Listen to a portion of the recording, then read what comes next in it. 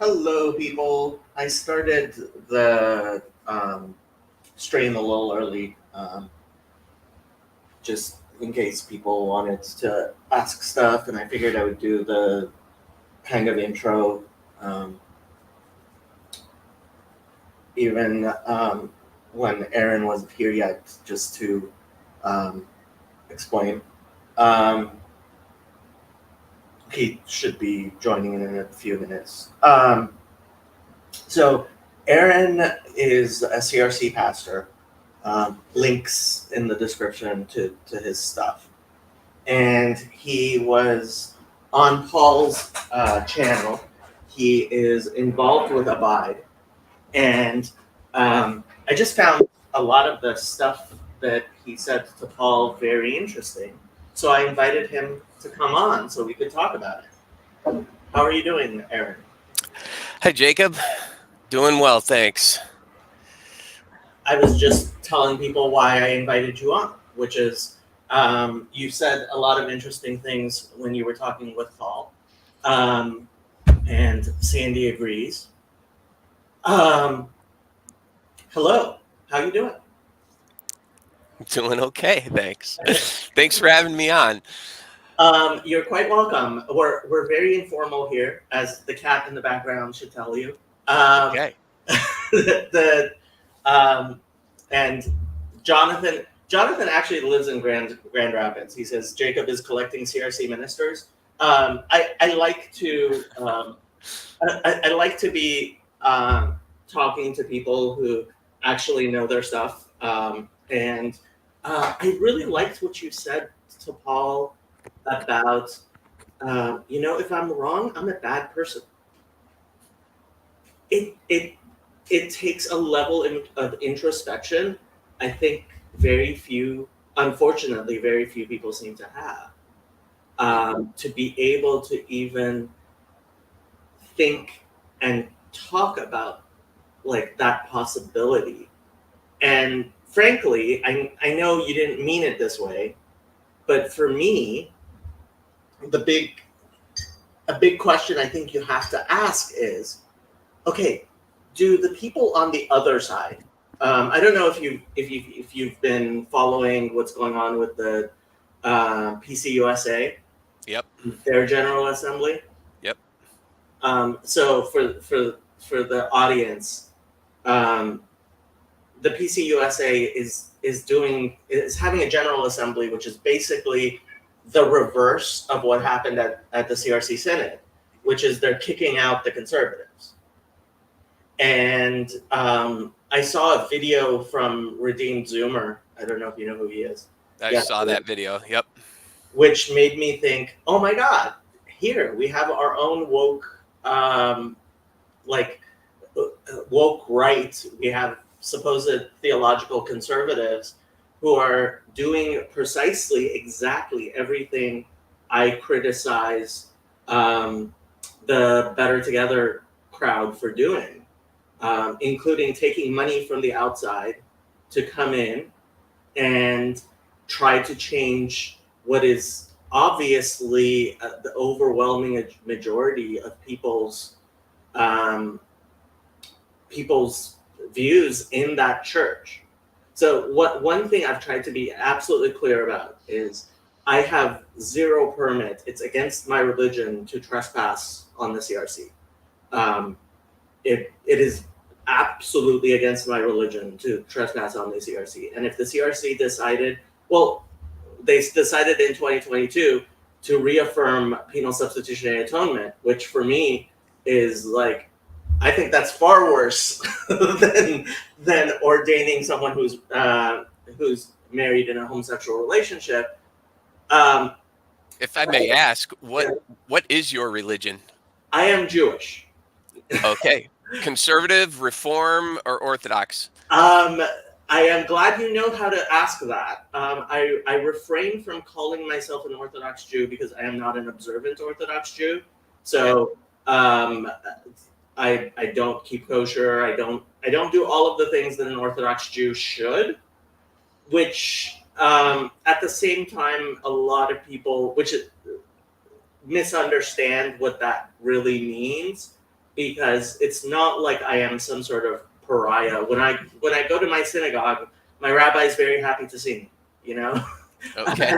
it's an Orthodox synagogue, and my rabbi doesn't think I'm necessarily going to hell. He would rather I keep kosher, that's for sure. But my rabbi's been on my channel, so Oh, okay. yeah. It Orthodox Judaism is very different from what I think. I didn't understand enough of Christianity to be able to say I am an Orthodox Jew without any asterisk next to it. Okay. Because as far as Christians are concerned, like the answer is just obviously Jacob's an Orthodox Jew. Whereas in the Jewish community, there's definitely an asterisk there. Okay. Yeah, because No, that's good to know. yeah.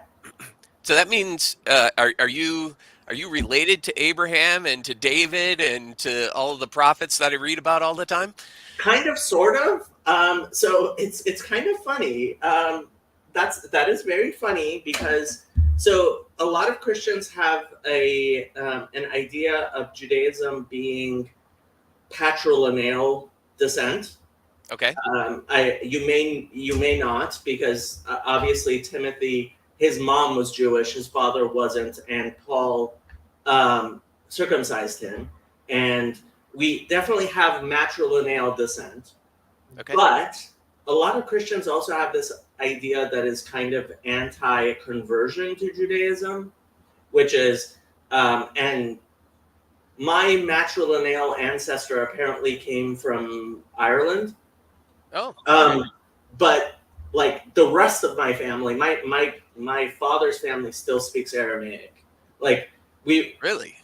we were like last Friday night we were sitting around a table where people were speaking Aramaic to each other. Oh, wow. And being part of the younger generation, I don't understand much Aramaic, but I didn't learn it.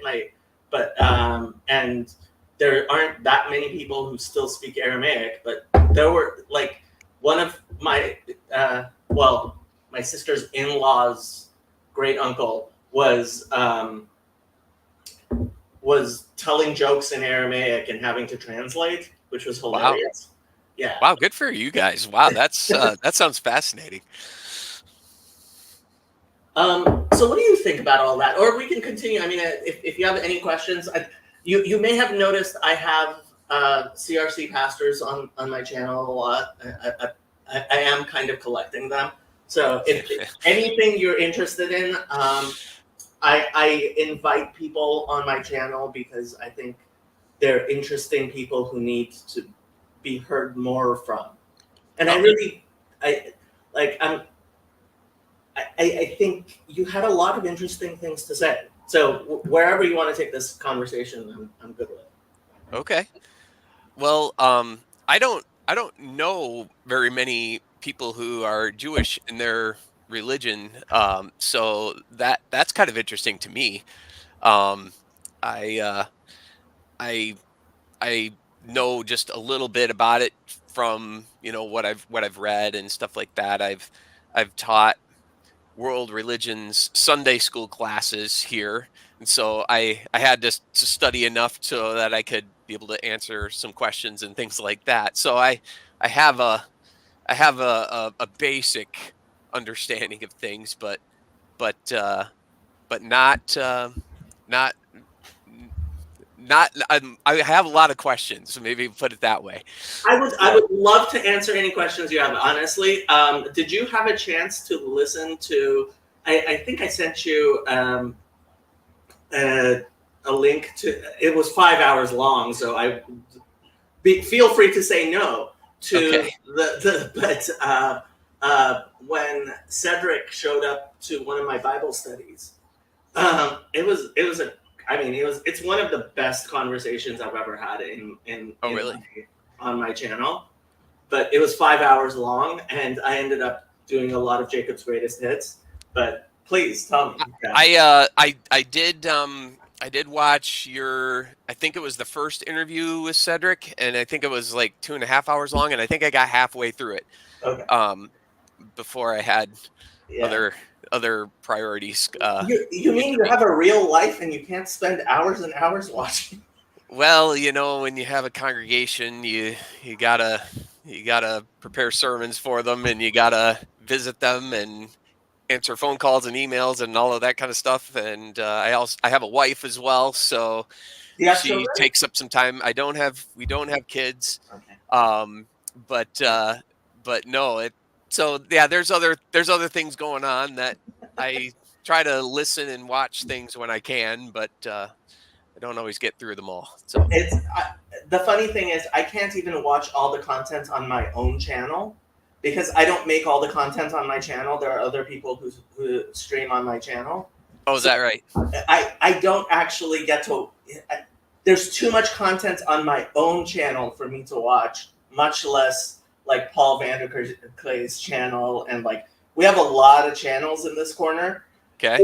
which is one of the reasons I think having a discussion like it's actually I used to my channel was a lot more me just talking, and I found that just it's not what I'm doing here.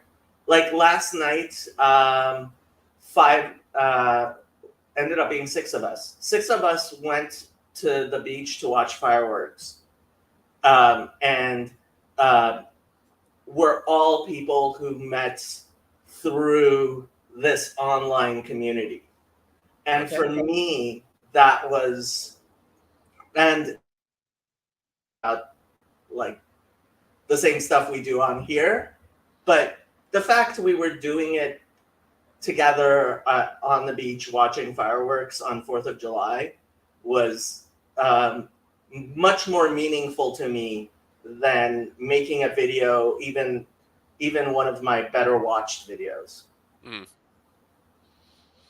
I enjoy spending time with friends and family as well. Just having good conversations with them, and um, yeah, not having agendas or other things like that. Business to take care of. It's just nice. I was with my family yesterday, and it was nice to be around them and just catch up and how's everybody doing and everything. So yeah, I'm there with you. Um, but uh, I'm forgetting the guy's name. I have a question about Judaism, if that's all right. Sure, please. Um, so there was this one rabbi, and I have a video clip of him, Mhm. and um, he he talks about Judaism, and he talks about how um, you don't need to be a Jew to be Jewish, and I'm gonna butcher what he said, but the basic gist of it is that it's Judaism is basically about being a good person, and it's about uh, doing good for others and this sort of thing. Mhm. Um, so so he said we don't try to convert others or other thing like other religions might. Um, is that accurate? Okay, so I was wondering where exactly we were going to go with that. You don't need to be part of corporate Israel to be a good person, right? And Father Stephen DeYoung, I don't know if you're familiar with him. He is kind of a celebrity in Eastern Orthodox Christianity. He's on the Lord of Spirits podcast, and he has very graciously been on my channel many times. And one of the ways in which he is helping to explain Paul of Tarsus in what so new perspectives of Paul, which N.T. Wright is probably most famous for. Um, he's taken it a bit further into what's called now Paul within Judaism, um, which is actually a very I would say to most Christians, certainly Protestant Christians, a very surprising interpretation of Paul of Tarsus. And his understanding is when Paul speaks against circumcision, he's not speaking against circumcision. He is speaking against this idea, which 2,000 years ago is also evident and is evident in Judaism today, which is we have never believed that that to be a good person, you need to be part of what Paul would call the house of Israel or the tree or whatever, right? And this is actually one of the main points of contention I have against the normal interpretation of Romans 10.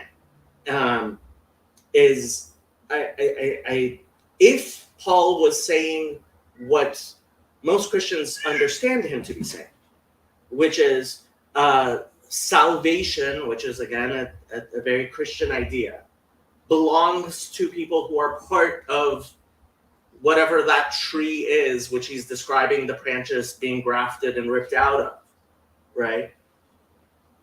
That is not consonant and not something that makes sense with Jewish interpretation of how we understand God's relationship to the world. Yes, we believe that God has a special relationship with Israel. Banim etem l'Hashem Elokechem, you are sons to the Lord your God. I don't think it's right to say that only applies to Israel. I think it says Beni Bechori Israel. My firstborn son is Israel. That's also a Bible verse, right? And it says Atem tihu li mamlechet kohanim, and you shall be for me a nation of priests, right? And in Judaism, unlike Reformed and other Protestant Christianity, we say it is impossible to have a priesthood without a laity, right? So in order to have a priesthood, you must have a laity. In order to have a firstborn son, you must have other sons, right?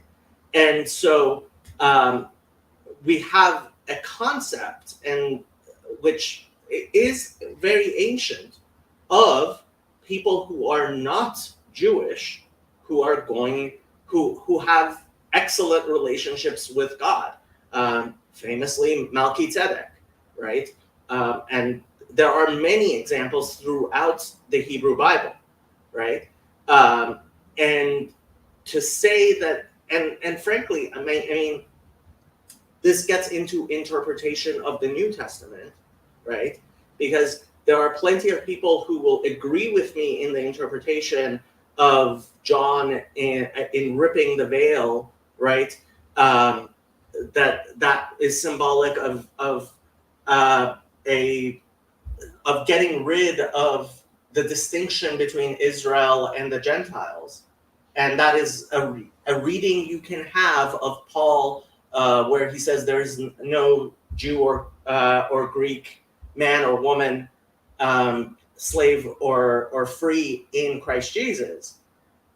But you can also read him, and that's what New Perspectives of Paul, and specifically Paul within Judaism, is trying to do, is read Paul in a very different way, which is not my reading of Paul and actually, I would say, the New Testament writers.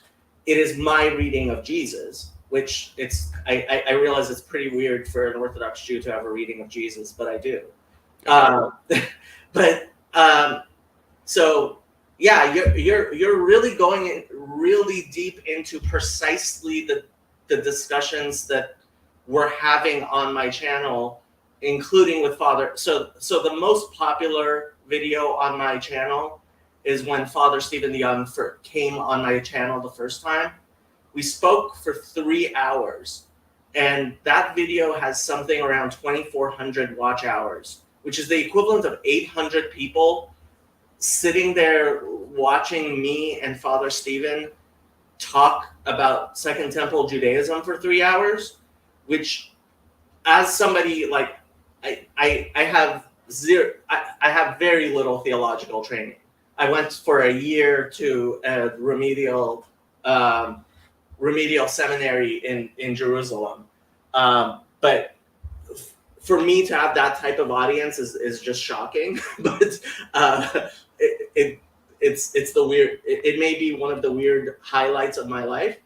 But so it's not an easy answer to give you. But to go back to your question, yes, Judaism, certainly Pharisaic Judaism, Judaism, Talmudic Judaism, Judaism as described in the Talmud, and from what we can gather, actually Judaism as it existed around Jesus and Paul, certainly had this idea that to be a Gentile did not mean to be damned, whereas I think a lot of people read their Bible Jew and Gentile, meaning saved and damned, and that's not consonant with how most Jews understood Judaism during and there were different forms of Judaism. Sadducees, Essenes, Right. Zealots. Right. And there could have been extreme sects. There were extreme sects who kind of did view it in those terms, but it certainly was not mainstream even 100, 200 years before Jesus. Okay. And it certainly has not been mainstream since the destruction of the temple in any Judaism that survived after the destruction of the temple. Okay. Yeah. Okay. No, that's interesting. Recently, actually a couple of years ago now, I went to the Bible Museum in Washington D.C. I was expecting a very Christian evangelical sort of a thing, but it was I thought they really did a good job, and they presented the Bible just kind of factually from almost like a scientific standpoint. I ended up picking up uh, the Jewish Study Bible Oh yeah. there. I do you approve of this? I can't say I approve of it if it is by the one I think it. Oh, is that Rabbi Lamb? Let's see. Is the author? I thought on the front I saw Rabbi Lamb. It said Torah. Oh, Nevi'im Ketuvim. Oh Yeah. yeah. No, it wasn't Rabbi Lamb. Let me No. see. I also got the Hebrew Bible by Robert Alter. Is, Okay. is, So is he a good guy or not? I can't say he's not a good guy. Okay. So the Jewish Study Bible is from the Jewish Publication Society. What I thought you were referring to, there is a professor at Harvard who put together a Jewish commentary on the New Testament. Okay, sure. Let me find the Jewish annotated New Testament. That's what I thought you were referring to. No. That's I while I can't. It's not. It's Oxford University Press. It's not a Jewish press, so I can't say theologically I agree with the things that are in there. Academically, I would. Jewish Publication Society is Reform conservative, what I call unorthodox. Okay. So I'm not a huge fan of theirs, although I would be surprised if 80% of what they say wouldn't be within orthodoxy. You asked about what's his name? Robert Alter. Robert Alter. So Robert Alter is about as much of an Orthodox Jew as I am. So okay. I can't say, I mean, not all of my views are mainstream within Orthodoxy, and I know not all of his views are mainstream within Orthodoxy, but Orthodox Judaism has a very, very broad, like the latitude uh, we give in terms of belief, right, is very, very broad in ways that I like in a Christian church would never be accepted. I Okay. maybe more so among Catholics and Eastern Orthodox than certainly within Protestant Christianity. But so one of the arguments, for example, there's a rabbi who's somewhat active on my channel, and like I was discussing with someone whether or not they believe Abraham was actually a human being who had children. Now, let me be very clear. I believe Abraham was an actual human being who had children. I believe he had a son named Isaac and a son named Ishmael and other sons, and his son Isaac had it. So I am not in any way saying I endorse this view, Okay. because it is certainly extreme to be an Orthodox Jew and say Abraham never existed. That it's all allegorical. Yet, when I said that, Rabbi Molitz challenged me on that because he's like, "What are you saying?" And I was like, "Rabbi, I'm pretty sure about this. I recommend you contact uh, uh, like there are levels of rabbis, right? Okay. And it's all based on respect. Like they're all just rabbis. It's just there are rabbis with more respect that different people go to. And I'm like, please run it up the chain.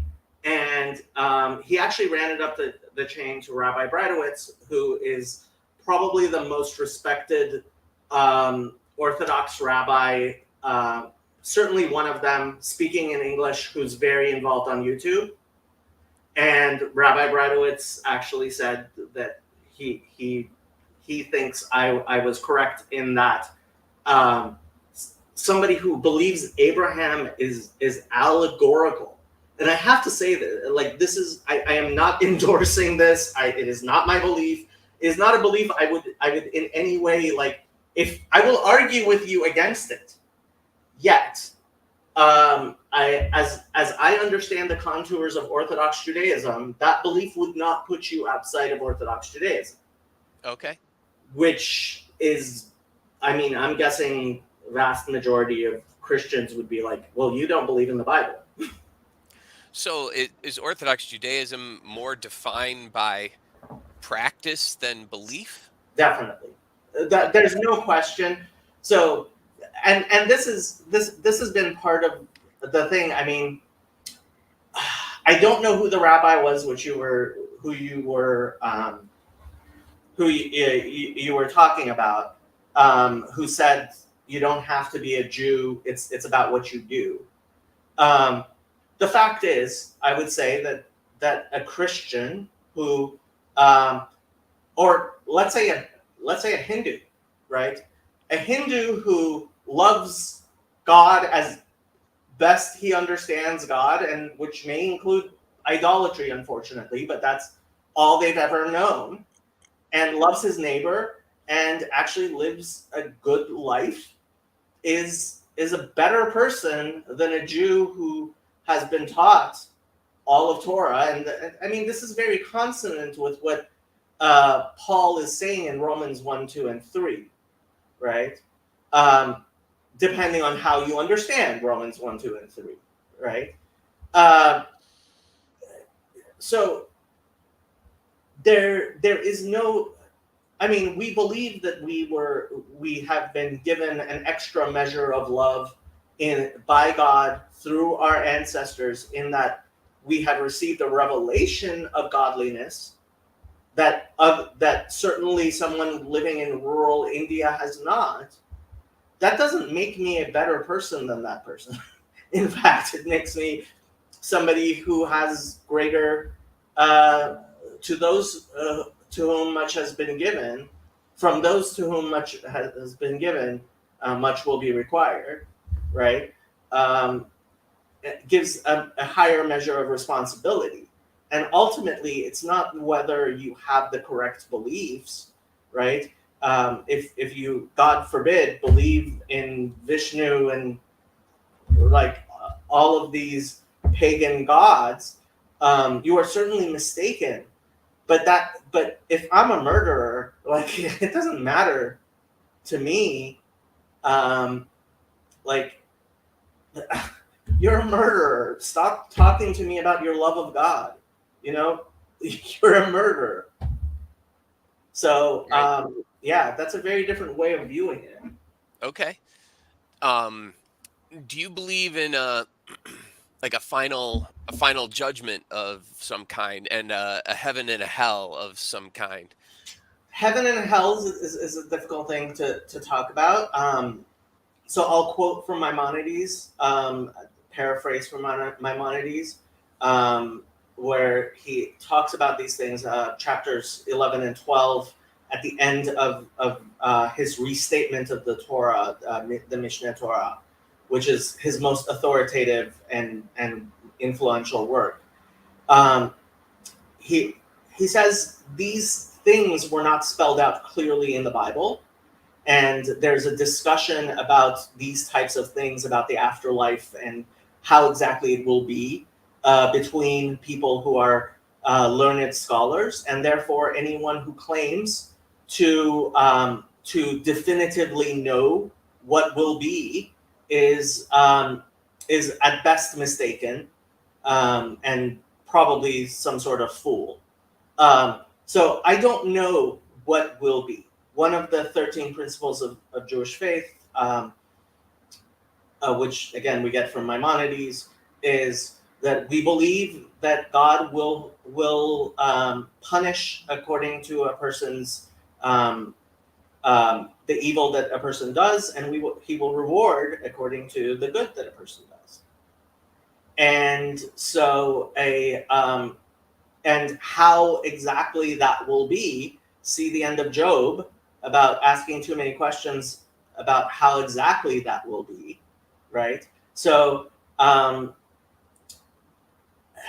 do we believe in a heaven? We believe in what's oftentimes referred to as the world to come, right? And Okay. that is a time when there will be judgment, and it will be clear who is good and who is not good, which is not clear now, right? So you believe in a resurrection of the just and the unjust. Definitely a resurrection. That's one of the 13 Okay. principles of faith. Bodily resurrection is one of the 13 principles. Okay. Although how exactly that will come to be is it's so Maimonides famously makes fun of people who ask what when the resurrection of the dead comes, will they be like 20-year-olds or 60-year-olds, or if somebody misses an arm, right? When they get resurrected, will the arm grow back or not? He kind of actually very sharply ridicules people who ask questions like that. Um, we are not very literal. Let's put Okay. it that way. And that is part of why I do emphasize that while I think someone who says Abraham wasn't an actual human being is wrong, I do believe they are wrong.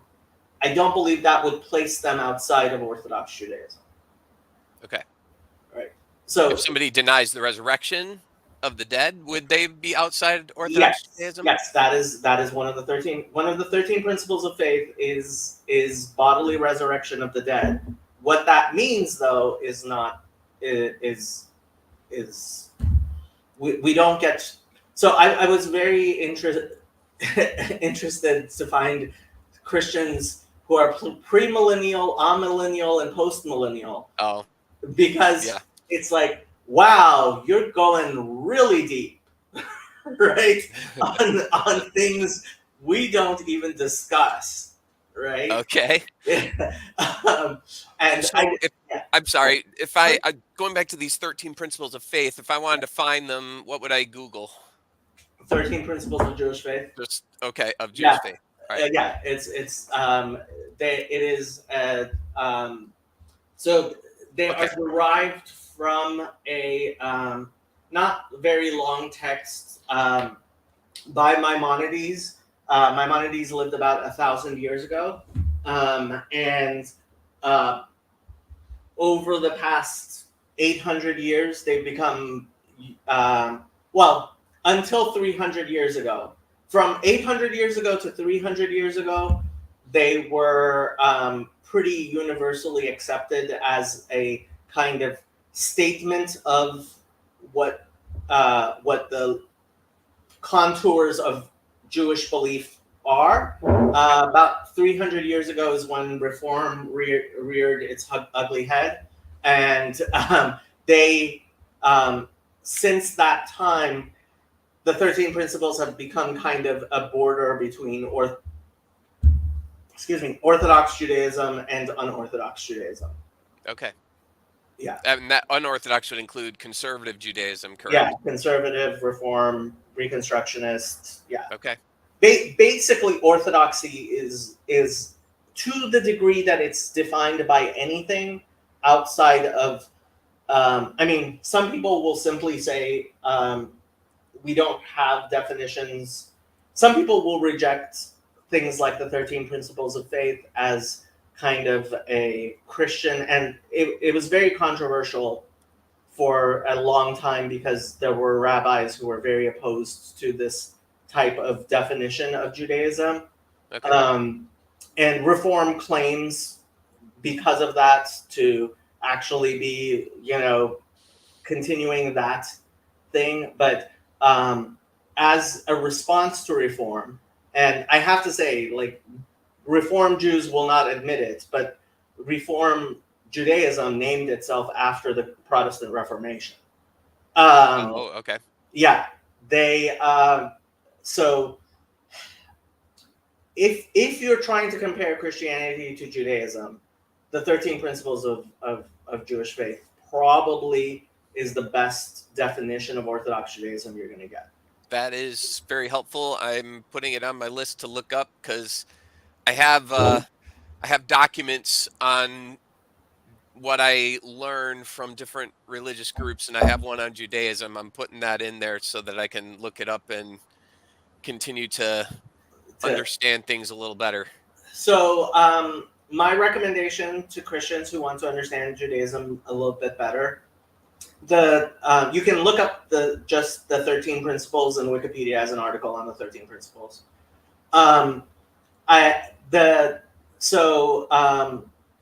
Maimonides had those 13 principles come from Maimonides when he was 26, wrote a commentary on the Mishnah, which is a very huge body of.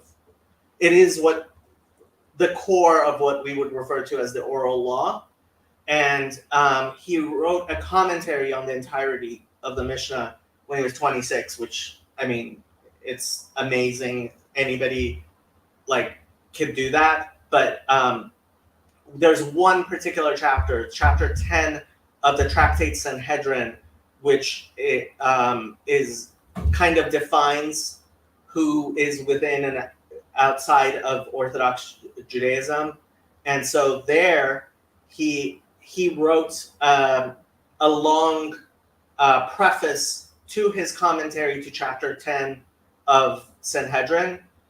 That's where the 13 principles come from, and it's not very long. I'll send you a copy. I'll send you a link to it. Okay. It's very well worth reading, and I've gone through it on my channel several times. Anybody who's interested, that's something I would recommend to anybody who wants to understand Judaism better. If you want Rabbi Aryeh Kaplan, anything he's written is certainly good. But also the last 2 or 3 chapters, I would say, of the Mishnah Torah, which is Maimonides' restatement of the Torah, is I would say very good reading about Orthodox Judaism for Christians. Okay. I also highly recommend that that Christians read the section of the Mishnah, which is known as Avot, which is the sayings of the fathers. It is quite brief. It's I don't know if you're aware of the term sayings gospel, but No. so the Gospel of Thomas is a sayings gospel, which is just Okay. it's just quotes from Jesus. Yeah. That's very much in the same vein as how the structure of the sayings of the fathers that the Mishnah Avot is. And at least the first 3 chapters are ancient enough that they would be familiar sayings to Jesus and Paul during their lifetimes. So I highly recommend any Christian read through really the 6 chapters of Avot. And actually on my channel, Chezi and Ben went through the entirety of the thing, but they banter a lot. So if you just want somebody to go through it, there's infinite amounts of discussion of the sayings of the fathers on the internet. But you can just read through it you could read through it in an afternoon. It's not very long. Okay. No, I'd be interested in that. Um, I would want to, if I'm teaching about something, I want to make sure that I'm representing it as accurately as possible. So that would be good. So Um, I'll definitely send you what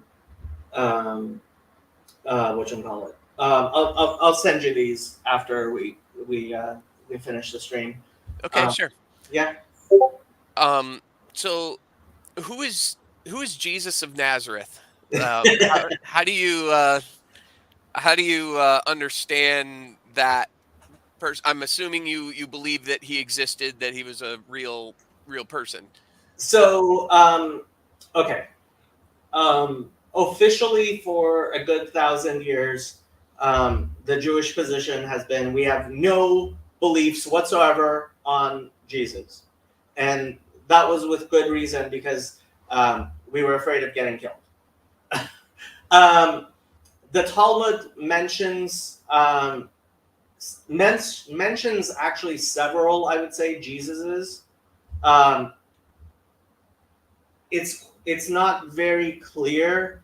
Um, First of all, since most of those references and references to other things were also censored by the Catholic censors, and many manuscripts of the Talmud were destroyed, and all kinds of things. Um, it's not quite clear, um, even if what little information we have. So there's very little that can be definitively said about the historical Jesus or the Christian beliefs of Jesus from a Jewish point of view. There are certain things we absolutely categorically deny. The idea of a divine Messiah, completely deny that. Um, Frankly, I would say the idea of the possibility or in any way good thing of there being a virgin birth it's I would say it's foreign to Judaism. Um, the um, the idea that someone could come and do miracles, and because they did miracles, that would mean that they would in some way change our understanding of the Torah, um, or the eternal nature of the Torah, is something we deny. Now, I have personally very idiosyncratic views, which are not shared by very many, certainly Orthodox Jews and Jews at all, which is I believe that Jesus, as the Christians know him, is probably a conglomeration, a gestalt of stories of more than one person, um, which came together, and there is this. I think there were probably several Jesuses during that time because it was a common name. How do you, Going, yeah. if I may ask, how did you arrive at that belief? Well, funny enough, partially because of theological beliefs, which it would take a long time to get into, but like, I, my, so, I cannot imagine a spiritual torture worse than becoming an idol. I really can't. Worse than becoming what? An idol. Oh, okay. And so my hope is that there wasn't an individual who became worshipped all around the world by billions of people. That's that's only because of a theological belief, right? And so in my belief, it would have been a kindness to whoever it was who helped inspire Christianity if he wasn't one person, but rather several people. Because, like,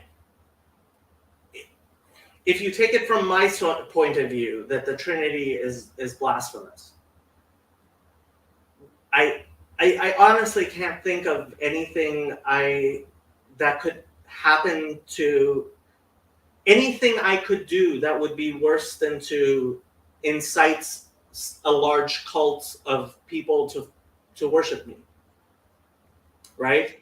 So you believe that it probably was multiple individuals, Jesuses. Um, what I'm hearing is kind of a wishful thinking of sorts, or Yeah, a hopeful thinking.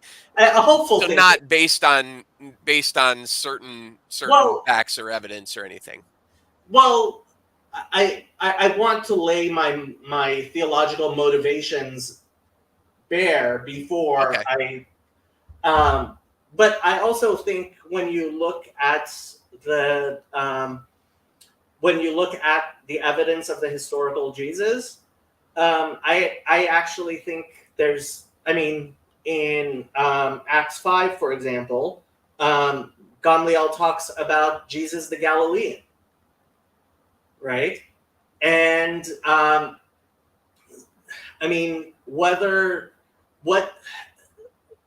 Paul of Tarsus doesn't seem to be talking about many details of the life of Paul, the life of Jesus at all. And then we have these gospels, which are in some ways at least contradictory, right? There's also the only stories in the Talmud that appear to be of someone named Jesus, and there are multiple, that appear to be a historical record that is independent of just repeating what Christians already said about Jesus, indicates a Jesus who lived 100 years before the Jesus that we have now, or that Christians believe in, as far as like, so he's being dated at 100 BCE. There's a fringe academic who I particularly like named Robert Eisenman, who he is a scholar of the Dead Sea Scrolls. And so he's pretty fringe. He believes that the Dead Sea Scrolls, the sectarian documents, were the documents of early, of what he calls the Messianic movement in Palestine, which he believes was the movement that was started by Jesus and his family. James Tabor, there's a book, The Jesus Dynasty, I have over there. He has a similar type of view, but he doesn't necessarily include the Qumran community in that. But the fact is that the carbon dating of the Dead Sea Scrolls is much earlier than is like 100 years earlier than what Robert Eisenman would put them at. And it seems to me that it's quite possible and this is, I mean, I don't think I'm saying anything that is outside the realm of possibility. We don't have a lot of information about what happened 2,000 years ago. So with the data points that we have, based on, all the other things you may believe, and I have a very strong belief in Jewish history as it is taught in the Jewish community. My personal best understanding is there must have been several people who were similar types of preachers as Jesus. This is another thing a lot of Christians, for example, when I explain to them how I understand Jesus, they'll say to me, well, if Jesus was as you described, why was he put to death? Which just shows me you haven't studied much about the history of the time. There were hundreds and thousands of rabbis put to death by the Romans, right? Certainly the 10 martyrs, which have become a big part of Jewish liturgy, were 10 rabbis who were put to death by the Romans for no other reason than teaching Judaism. And so I have a book, Roman Jerusalem. Are you familiar with that one? I am not. Okay, this is fascinating. It basically said that the clash between the Romans and the Jewish people. Yeah, I would recommend this because it's not. I don't think it's written by a Christian. Martin Goodman is the author, but it just talks about the clash of the two civilizations of the Romans and the Jewish community, and compares and contrasts them. There's lots of contrasting. But he talked about that the kind of the thesis is that the conflict in 66 to 73 AD, it was not inevitable, that Rome and Jerusalem had kind of a good coexistence for a while, but there were a few things that kind of set off the chain of events and everything that probably led to all of these executions of rabbis. And what was it? Who is the one who came in the 2nd century? Is that Simon Bar Kokhba? Bar Kokhba, yeah. Okay, yeah, thank you. Yeah. Yeah, it's because then Judaism was kind of considered a threat to Roman Empire, and Right. I'm not an expert in any of this, but Are you familiar with Josephus? yeah, I have Josephus, and when I preach on different stories of the Old Testament, I always check. Hey, Where that did was our a cheap Josephus? Josephus you got, $15. It is a cheap. It was a cheap version, yeah. Hey, if I could get a Josephus for $15, I would probably have one too. I should probably go look it up on Thrift Books. I am such a bookaholic. Okay, I don't know if I'm as much of a bookaholic as you are, but oh well, this is only some of what I have, and a lot of it's reference works, so like commentaries on the various books of the Bible and that. okay. So yeah, it's not like I've read every one of these cover to cover or anything. It's I understand. Yeah, I mean, so the question becomes, was Jesus? Let me explain how I ended up here. I about 15 years ago ended up, maybe closer to 20 years now, ended up leaving. I was a very committed Orthodox Jew living in the Hasidic community, and I ended up leaving for multiple reasons. Personal, not deconstruction or anything like that. And what I did was I said I'm going to concentrate on my mental health and leave the religious stuff behind. And about 8 years ago now, when Jordan Peterson came on board, I started getting involved in Jordan Peterson communities. And for mostly the mental health stuff, like I still haven't watched his Genesis series because I didn't find it that interesting. If I want commentary on Genesis, I have much better commentaries to go to. And what happened was I became surrounded by atheists and Christians who had a lot of questions about Judaism. And I had a background in Judaism that I kind of became a guy a bunch of people asked questions of. And what happened was people would start asking me about the Gospels. So I've always talked with Christians and learned from them what they would tell me about Christianity, because my sincere belief has always been that me picking up your Bible and trying to read it is never going to give me the deep insight or real understanding that talking to somebody whose life is Christianity would. And so when I would talk to Christians, like they would pull out their scriptures and show me stuff, but I would take their interpretation. But what happened was people would ask me about the Jewish context of the things that Jesus was saying in the Gospels. And that was my first experience of truly trying to read the Gospels for myself, trying to understand what Jesus was saying. As a Jew who lived 2,000 years ago. And I found myself,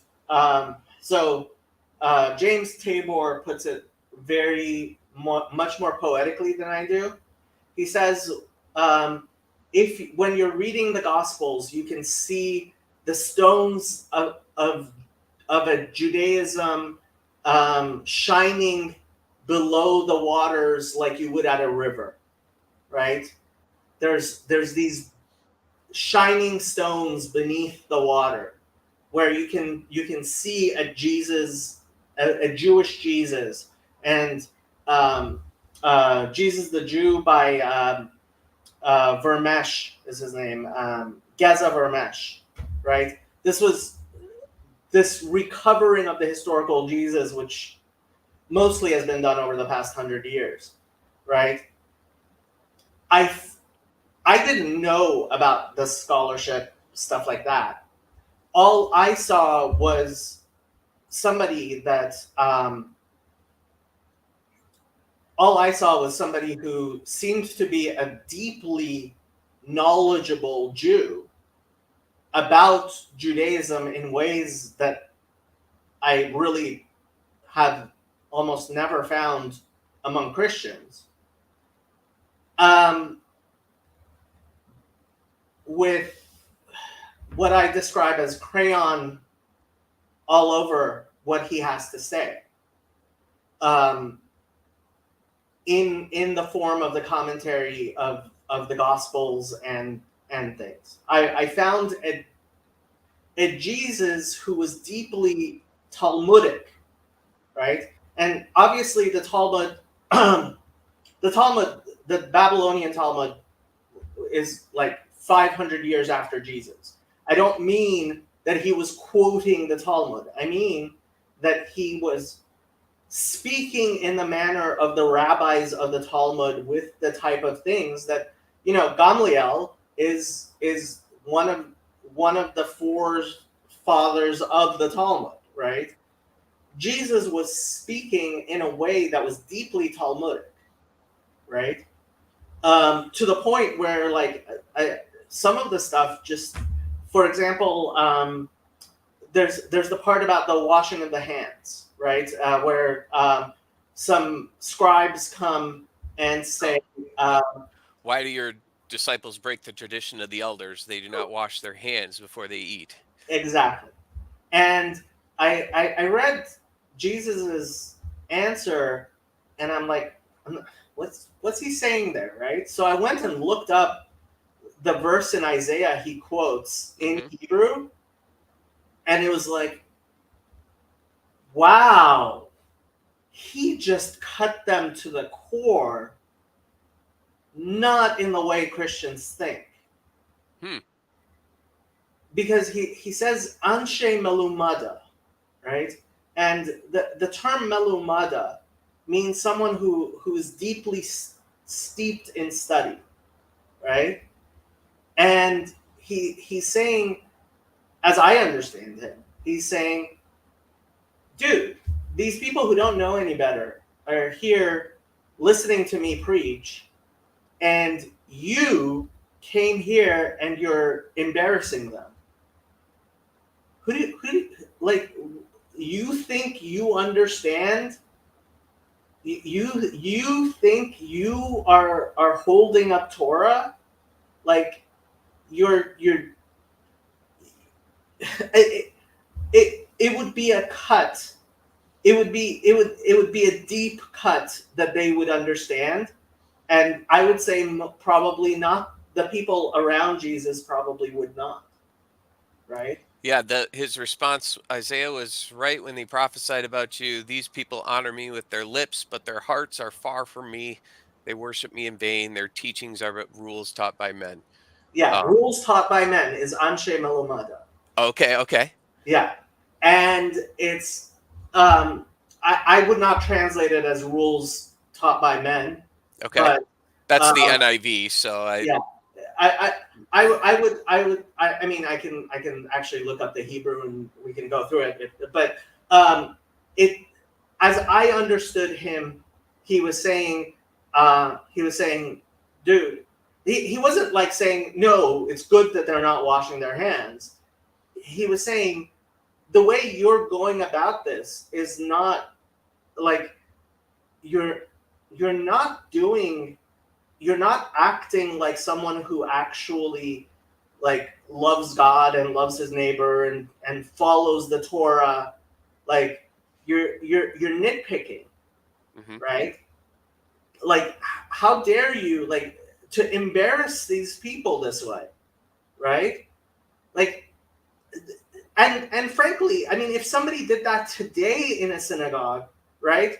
If somebody comes to my synagogue and doesn't wash their hands, and plenty of people come to the Friday night meal, and despite the fact that most people will stand up and go wash their hands, some people don't, right? And then some people show up after everybody's gone and washed their hands, and those people definitely don't, right? And if somebody were to come, especially someone claiming to be a rabbi, were to walk into our synagogue and like start berating the people who don't wash their hands for sitting at that meal, I would hope my rabbi would cut them down the same way Jesus cut these people down. And so I started seeing a Jesus who I don't think Jesus was exceptional. I don't think Jesus was different. I think Jesus was a rabbi like many other rabbis around him at the time, and I think he ended up being morphed. And this is my whole thing. Like, I'm not a fan of Paul of Tarsus. Well, let's stick with the Gospels then. Yeah. The four Gospels based on So that. well, the thing is, but the Gospels came after the letters of Paul. Yes. And I think their commentary was influenced by the teachings of Paul. So, for example, let's take for example, I believe this is in Mark, where Jesus says it's It's not what goes into your mouth, but what comes out of your mouth, right? Which makes you impure. That's the same passage as these people honor me with their lips, but their hearts are far from me. It's in Matthew as well. Um, well, I believe Mark there says, therefore making all foods clean. Yes, Mark adds that commentary. Yes. Yeah. And that's what I would refer to as the crayon.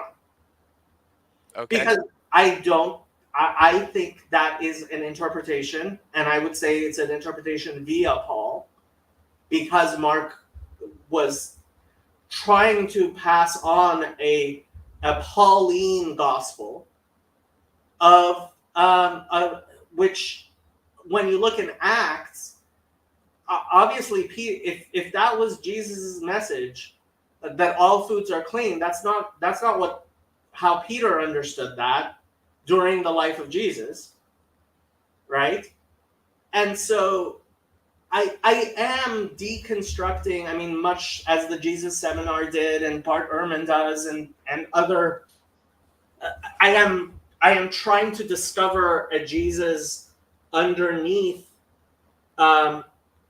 which, I mean, a lot of Christians have said to me, well, how do you, like, it sounds to me like you're picking and choosing. You're reinterpreting Jesus the way you like. And I hope I'm not. I concede, like, I'm human like anybody else. Mm-hmm. I think there definitely are indications, and I don't think the historical method of viewing, of looking through the Gospels and trying to discern who Jesus was through the writings of these human beings is invalid. But it leaves me with a Jesus that wasn't a madman or a fool, or what are the choices that I think it's Chesterton who says he was either a madman, a fool, or who he said he was.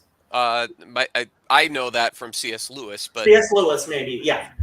And I don't think it's any of those choices. I think there was a Jesus who was sorry about this, but Dave, behave or you're going to get moderated. That's you're going way too far in the comments. Sorry, somebody was in the comments is just okay. rude. I don't see any comments on my screen, so. Oh, it should be on the right side. You should be able to see. Okay. I'm doing private chat. Yeah. Okay. Oh, All right. yeah. Now we go. Now I'm here. And if he is misbehaving, feel free to moderate him, people. Timeouts first, and and bannings later. I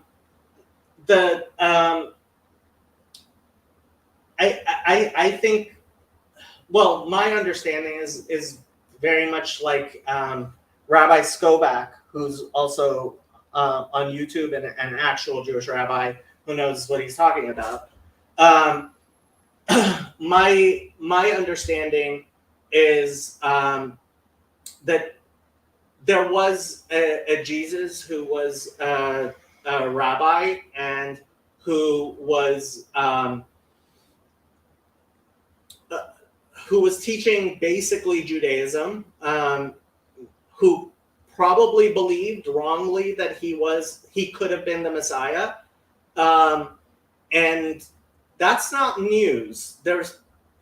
We believe there is a potential Messiah in every generation, and frankly, to quote Rabbi Skobach, the hope that you could be the Messiah is a healthy hope in Judaism. And I am quoting from Rabbi Skobach when he says that. Could you repeat that? He said, so I'll try to actually quote him. He said, Jesus may have been someone who had a very healthy hope that he might be the Messiah. Okay. Right? And like there's nothing that's inherently wrong with someone hoping that he may be the Messiah, especially if he is someone who could be the Messiah, right? And we we look forward to a human Messiah, right? It's not like I'm looking forward to a Messiah born of a virgin or anything like that. And certainly, if you believe that Jesus like grew up believing he was the child of like a miraculous birth, like, which I don't. Like, I don't think that story makes much sense at all, right? It seems to me that that's all things which were contrived later. Um, like, if you go to a Rabbi Be'eri, who's alive today, or other prominent rabbis, and you tell them, Rabbi, you are the Messiah, right? His answer, I would think, would be precisely the answer that the Gospels say Jesus gave, which was the messianic secret, which is, like, don't say that. Not because he necessarily believes he is the Messiah, or it's even permissible to definitively declare that you are not the Messiah, right? Um, how what? How do you explain the miracles? Do you believe that those were all invented later then? That's a very good question. Ultimately, to me, it doesn't matter because I do believe in miracles. Like, and look at at the Gospels, right?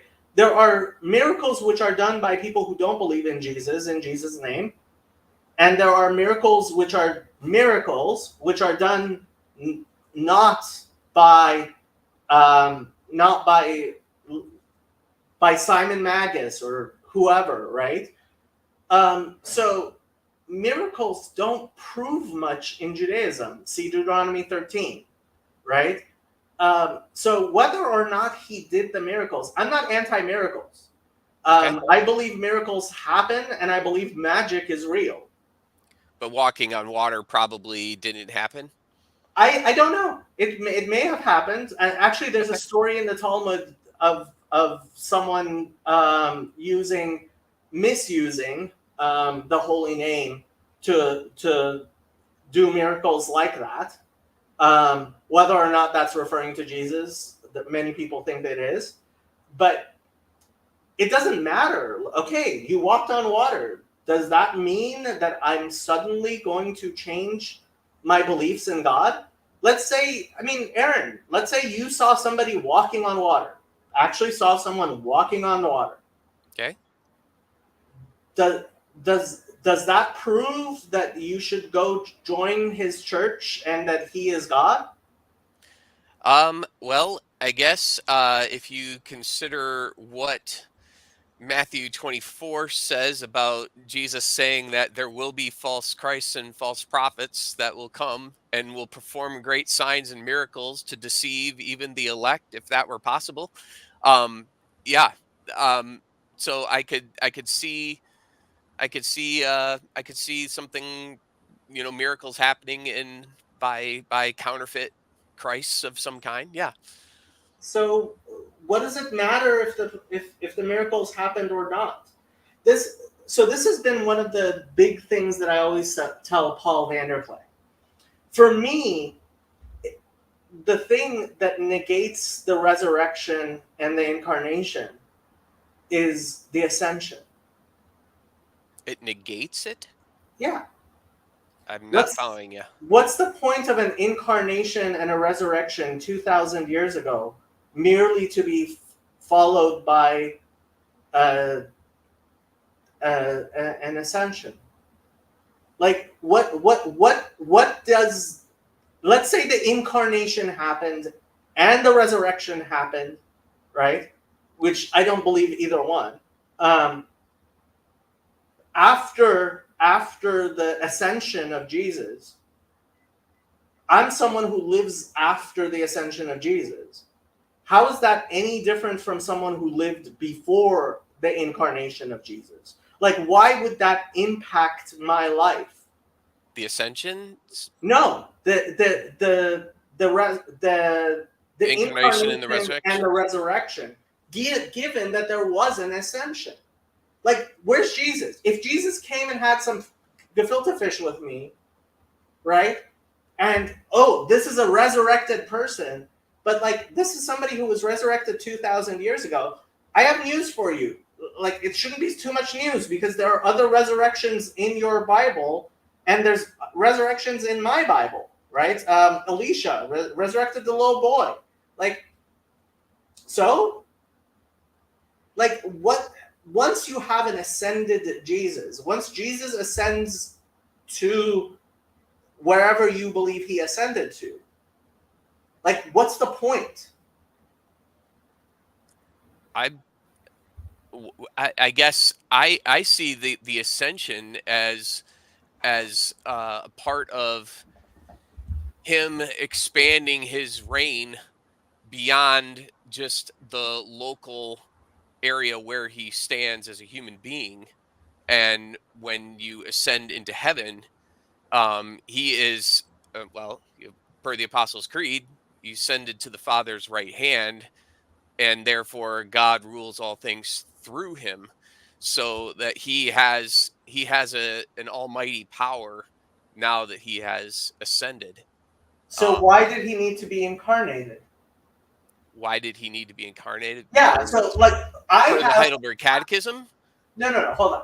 I don't know the Heidelberg Catechism that well.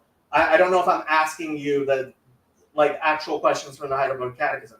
I'm just saying, so for me, God sits on his throne in heaven and does all things himself, as much as he needs to, and through angels as much as he wants to, right?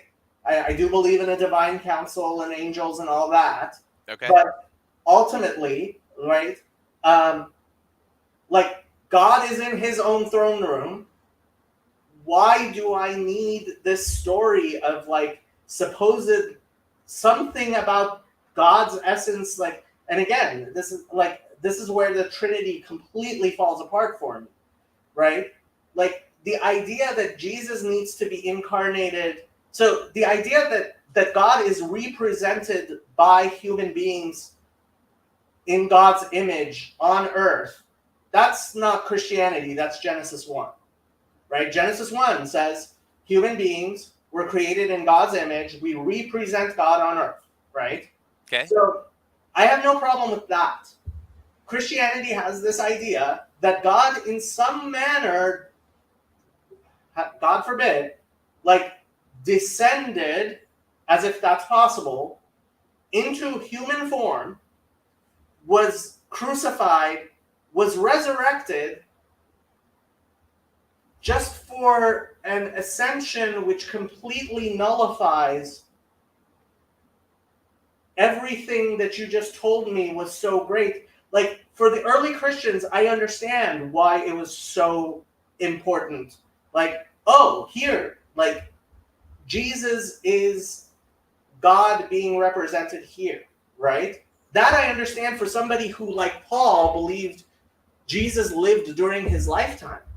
But for me, 2,000 years later, like, this whole story of like an incarnation, crucifixion, resurrection just gets completely wiped out when Jesus ascends, and it's as if the incarnation, the crucifixion, and the resurrection never happened.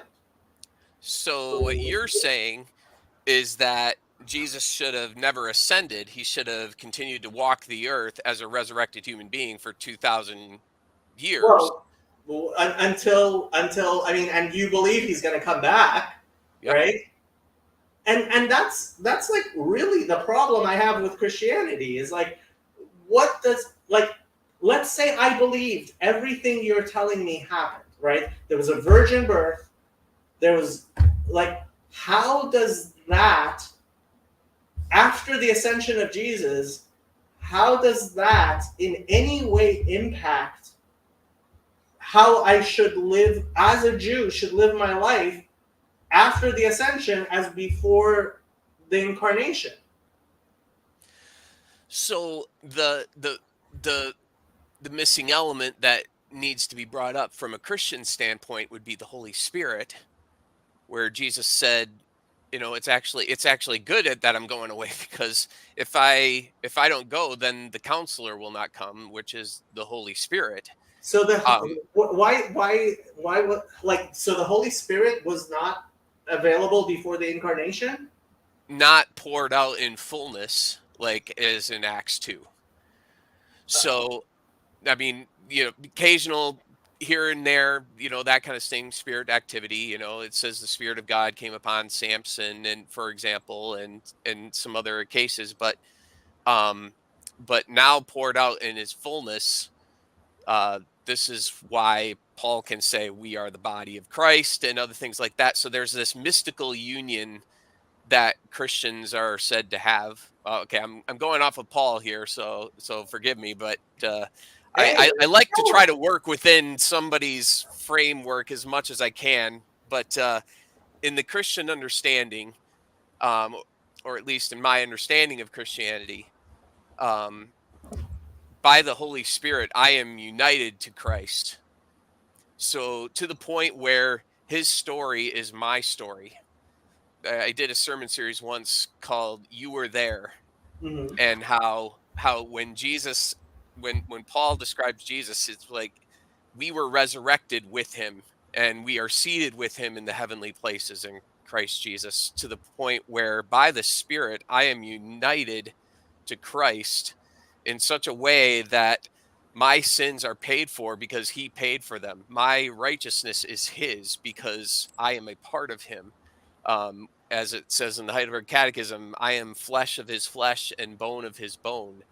Um, so, uh, so there is Jesus went through.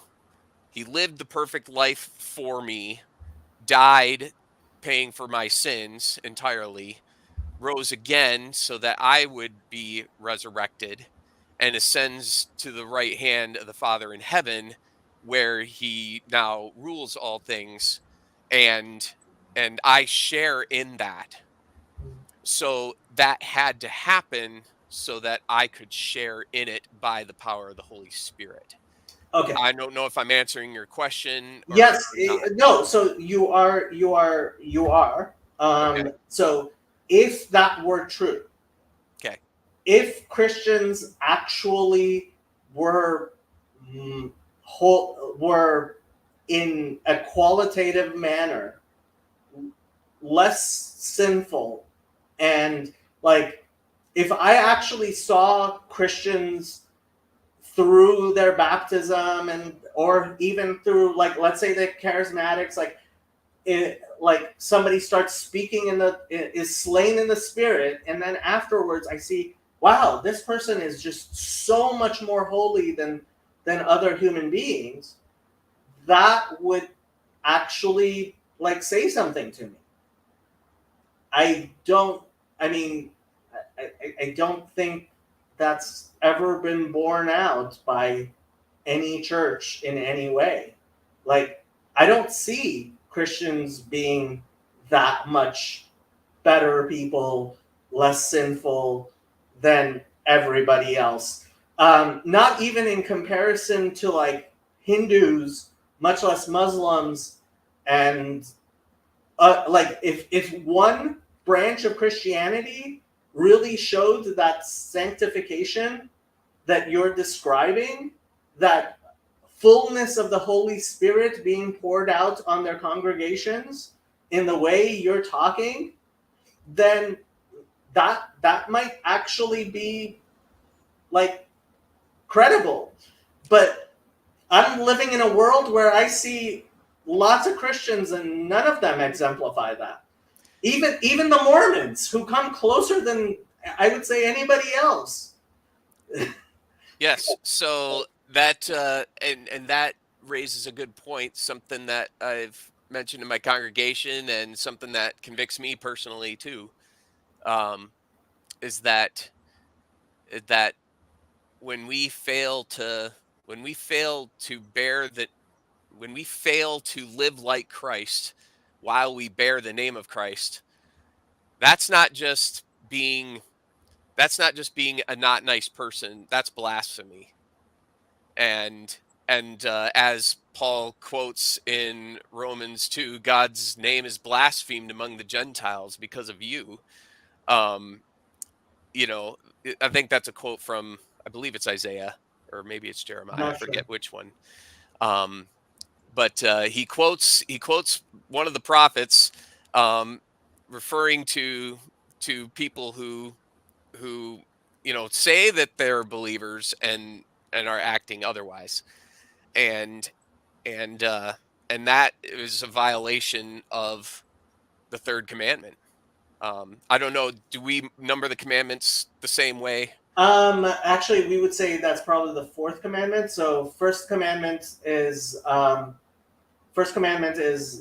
am the Lord your God. Second is you shall have no other gods before me. Oh, okay. So then, yes, we do number them differently. Yeah, So you shall not take the name of the Lord your God in vain. that would be, I would say, four. Okay, so that is a violation of that commandment, because I bear the name of Christ as a Christian, and yet I'm still doing things that are going against him and making him it makes him look bad.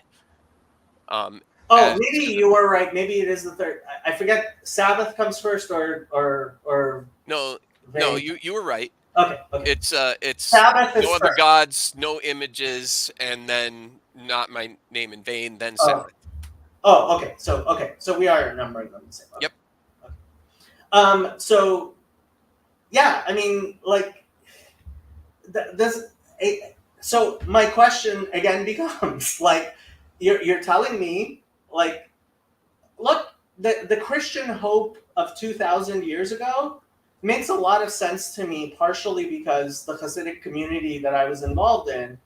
Um, so the our rabbi was and actually next Monday I'm doing a special uh, what you call it, a special stream in honor of the anniversary of his death. He died in 1994. And during his lifetime, many people, including many people I know, were convinced that he was going to be the Messiah. And I still believe that if the Messiah were going to come in 1980 or 1990, he would have been the Messiah. And I know people who cannot accept his death, and I don't even blame them that they can't, right? And very unfortunately, and lots of people make this comparison, there are people who will deny that he died, and they have visions of him, and all kinds of other things, which, again, very controversial. Um, and, but because especially the ones who saw him in real life, and to see the level of holiness, he's usually referred to as the Rebbe. The level of holiness that the Rebbe had, I mean, I still watch his videos, and sometimes they bring tears to my eyes, right? He was an amazingly holy person who I could definitely have hoped was the Davidic Messiah. Um, and I'm sorry that I never got to meet him during his life. But I have to accept that he's gone. And so I don't blame the early Christians that he's gone. That somebody like Jesus was in their life and they viewed him as a holy person who could have been the Messiah. I don't blame the early Christians. But 2,000 years since then, what I see is something like a lot of claims made about things in a land far away where Jesus rules, and the repercussions of it aren't actually what Christians tell me, which is, hey, if you get baptized and you ask Jesus to forgive your sins, and to help you, then you. So I'm involved with a lot of especially Christians, but a lot of people who have same-sex attraction, and um, a lot of them are Christians um, who have tried as best they could to get baptized again and again, and to confess their sins, and to receive the Holy Spirit, and to be slain in the Spirit, and everything that Christianity promises them, and yet they still have, and it's not just gay people. I mean, heterosexual people who are dealing with sin, right?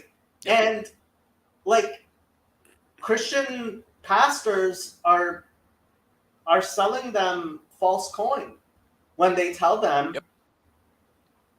you're going to, like, this is going to be cured if you just get, certainly if they say, hey, come on down to the altar call and I'll baptize you, or slay you in the Spirit, Yep. and then you will be no longer a sinner, and it's like, really? I don't see it. Yeah. There are plenty of charlatans out there for sure. Um, and people who want to sell almost they treat Jesus almost like he's magic. You know, if you say the right prayer or if you have the right prophet, pastor, whatever, lay his hands on you or whatever, then this will happen. Um, that's not how God works. I think that goes against the commandment about you shall not make any images, because images, at least in ancient times, were used to control or manipulate or to channel the power of their gods. Mhm. And I think part of the reason for that commandment is God saying, you can't control me, you can't force my hand, you can't make me do what I refuse to do. I'm in charge of my own go here. um I'm God and you're not. Okay. you know um so I think that there are people who think that God is almost like God is magic, and I just don't believe that. I I mean, I have my own struggles in things, and 25 years later, I'm still struggling with the same things, and God hasn't cured me or anything like that. Um, and based on these struggles for a while, I kind of wondered, am I a true believer? Because if why would a loving God subject me to this if I was a true believer? Um, but I guess I look back at the last 25 years and think, wow, I'm still alive and I still believe. That's amazing to me. It's amazing to me that I still believe in spite of all the things that I've gone through Mhm. and all the thoughts I've had in my head and all of the inclinations that I've had. Um, it's amazing to me that I am still here and that I still believe that God is good and that He's loving and that He's just. Um, at least from Aaron Vriesman's standpoint, that is a miracle, and I see it as such. Um, so it's not about alleviating suffering. It's not that's not what God is about. That's not what Jesus did when he embraced suffering. He embraced the cross. So so we have our crosses to bear, and so we bear them faithfully as he did. So yeah, that's But how how I does pray that about it. square with what you tell me about Jesus reigning, and the Comforter and the Holy Spirit, and there being a difference, I mean, it goes back to the question.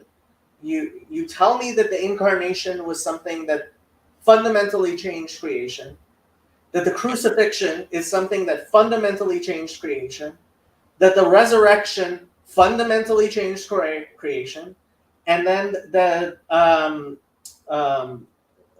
ascension fundamentally changed creation. Yet I see, I don't see Jeremiah 31 and the new covenant, which I shall cut between, actually it says with Israel, but right, that no man shall teach. And this is what I say to Christians all the time. Like, you tell me new covenant, Jeremiah 31, right? What are we doing teaching each other's scripture after that new covenant has, like, we're teaching each other no God. And we need that because the earth has not been covered with the knowledge of God the way the waters cover the seas. And that's what, for me, most clearly shows, like, Christianity is selling false coin. Oh. The Messiah is not here. Like, okay. I think I might be following what you're saying now. My understanding is that in the Jewish understanding, that when the Messiah comes, he will reign forever. uh, there are various opinions about what exactly Oh, will okay. happen So when the Messiah comes. But what is clear is that all will know God, from the least to the greatest. I mean, Jeremiah 31. I mean, I could pull up sure. Jeremiah 31 here. Let's pull up Jeremiah 31. Um, this is a great website. I highly recommend to everyone, called Safaria. It has a lot of Jewish texts, a large number of which have been translated to English. And so Jeremiah, where's Jeremiah? Jeremiah Yes, there he is. 31. Right?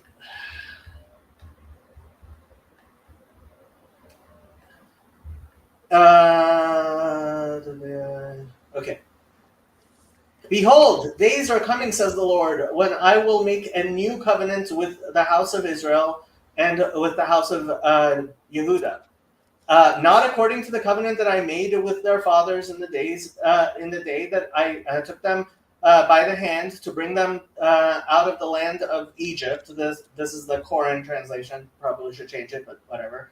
Which covenant of mine they broke, although I was their master, says the Lord.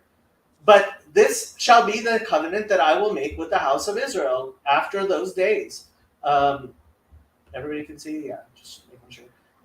Says the Lord, I will put my Torah in their inward parts and write it in their hearts, and will be their God, and they will be my people, and they shall teach no more every man his neighbor and every man his brother, saying, know the Lord. For they shall all know me, from the least of them to the greatest of them, says the Lord, for I will forgive their iniquity, and I will remember their sin no more. I mean, Christians named themselves, like, in Hebrew, they call the New Testament Brit Chadashah after these two words in Jeremiah 31:31. And it's like, okay, how come I don't see any of the prophecies here actually fulfilled? So in Christianity, there's a recurring theme that when it comes to prophecy is that there's already and the not yet. Are you familiar with that, or has Paul Yes, thrown I that hear at it. you before, or I Cedric, or many Christians have thrown okay, now and not yet at me, which makes me think. You tell stories about your girlfriend who goes to another school. You know what I mean? You know that okay. analogy? Um, yeah, yeah, you're making up a girlfriend so that you can, you can pretend Yeah, that you have a she girlfriend. goes to another school. Like it's here and not yet. Like I have a girlfriend. You just will never meet her because she goes to another school. And it's like that's what it sounds like to me when Christians say here and not yet. It's like, well, like I don't see your girlfriend. So how do I know you have a girlfriend? Well, if I could prove that I have a girlfriend, Yeah. then it wouldn't be based on faith anymore. um, This is correct, and this is why we believe that the time of before the coming of the Messiah is a time of faith, but it's a time of faith in God, not a time of faith in some human being. so Christianity would say that Jesus is God, is fully God, along with being fully human. I know that makes you cringe, Yeah, um, but that is what we maintain, based on what? based on what it says in the New Testament. Okay, so I mean, it's just now my word against yours, and I have to say, like, I don't want to turn it into a Christian versus Jewish debate, but like my question has always been, right, if and especially when once you talk about the ascension, like why wasn't this stuff spelled out clearly in the Old Testament? That like it says God is not man nor the son of man, right? And it emphasizes the unity of God. Like if the Trinity were somewhere in Deuteronomy, it's not even in the Gospels, not even in the letters of Paul. Like it's like So so yeah. in John, there's a really radical claim there that That's not a very radical claim. You're talking John 1:1. no, Oh, John 1:18. okay, Um, it says there, and it says this in some other places too. No one has ever seen God. correct. Who did Moses see? Um, Who did Samson's parents see? who did Eve see? Who did Adam and Eve see? No, who did Eve see? Because it says God in the image of man, right? In the image of God, He created man. Now, um, it both says of Moses that very clearly Moses says, "I want to see your face," and God says, "You cannot see my face, for no man can see me and live." Yep. Right? And and it says, "I spoke to Moses face to face." Yes. So that contradiction is all over the Jewish Bible, and that contradiction, how we understand it, is that um, it's it wasn't an actual human being, right? It wasn't a God's face that Moses could see any more than it was God's hand which took Israel out of Egypt with a mighty hand. The Bible has to describe things in ways that are comprehensible to human beings. And human beings, in a very real sense, represent God, and you have angels who come and manifest God. And David, right? It says the people bowed to David and to the Lord their God, right? So a human being representing God in the world is not an innovation of Christianity. It's what Judaism has taught since Genesis 1. What is the problem is Christianity, their understanding of monogenes, right? Only begotten Son of God, right? That Jesus manifested God in the world in a way that is so unique that the killing of Jesus constituted deicide in a way that that the killing of Abel did not, or any other human being does not. So if you're going to tell me that Jesus was a human being who manifested godliness in the world, right? Abel did that. Enoch did that. Moses did that. If you're What I'm going to tell me that he manifested God in such a way that killing him is deicide, like the word deicide is blasphemous. The concept of deicide is blasphemous. How God does not die. right. What I'm saying Yeah. is that what John is saying here Mhm. is that no one has ever seen God, but the only God who is at the Father's side, he has made him known. That's John 1:18. Okay. What John is saying is that everyone who is said to have seen God in the Old Testament was actually seeing the Son, not the Father.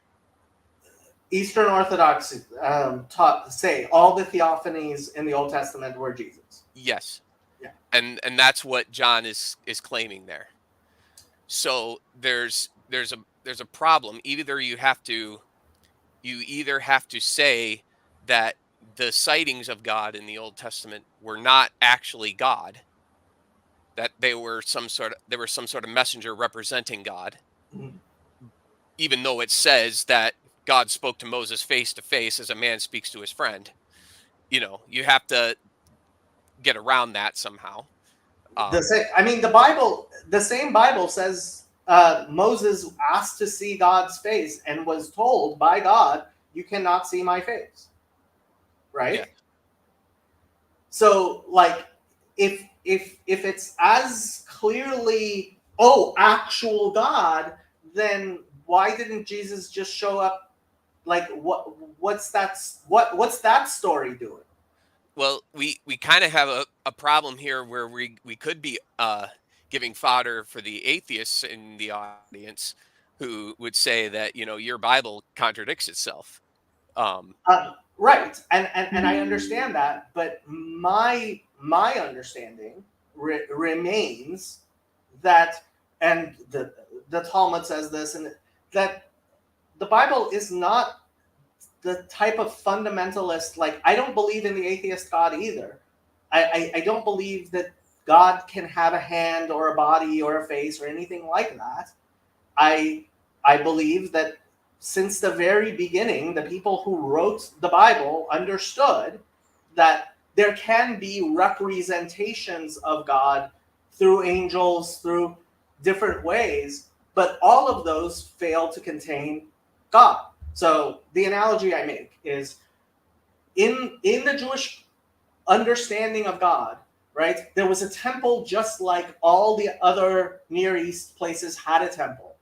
And in the temple there was the holy, and there was the holy of holies, and there was the curtain, and then there was what Christians call the mercy seat, and there were the cherubs that were facing together, and there would is where they would place their idol.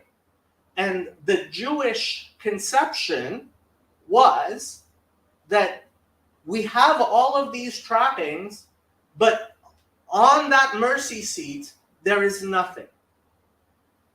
Right? There is that apophatic God. And so we believe we experience God by facing that apophatic God, and that's why the Tetragrammaton is self-referentially ineffable, right? It's a word that we write down, yet we do not pronounce, right? mhm.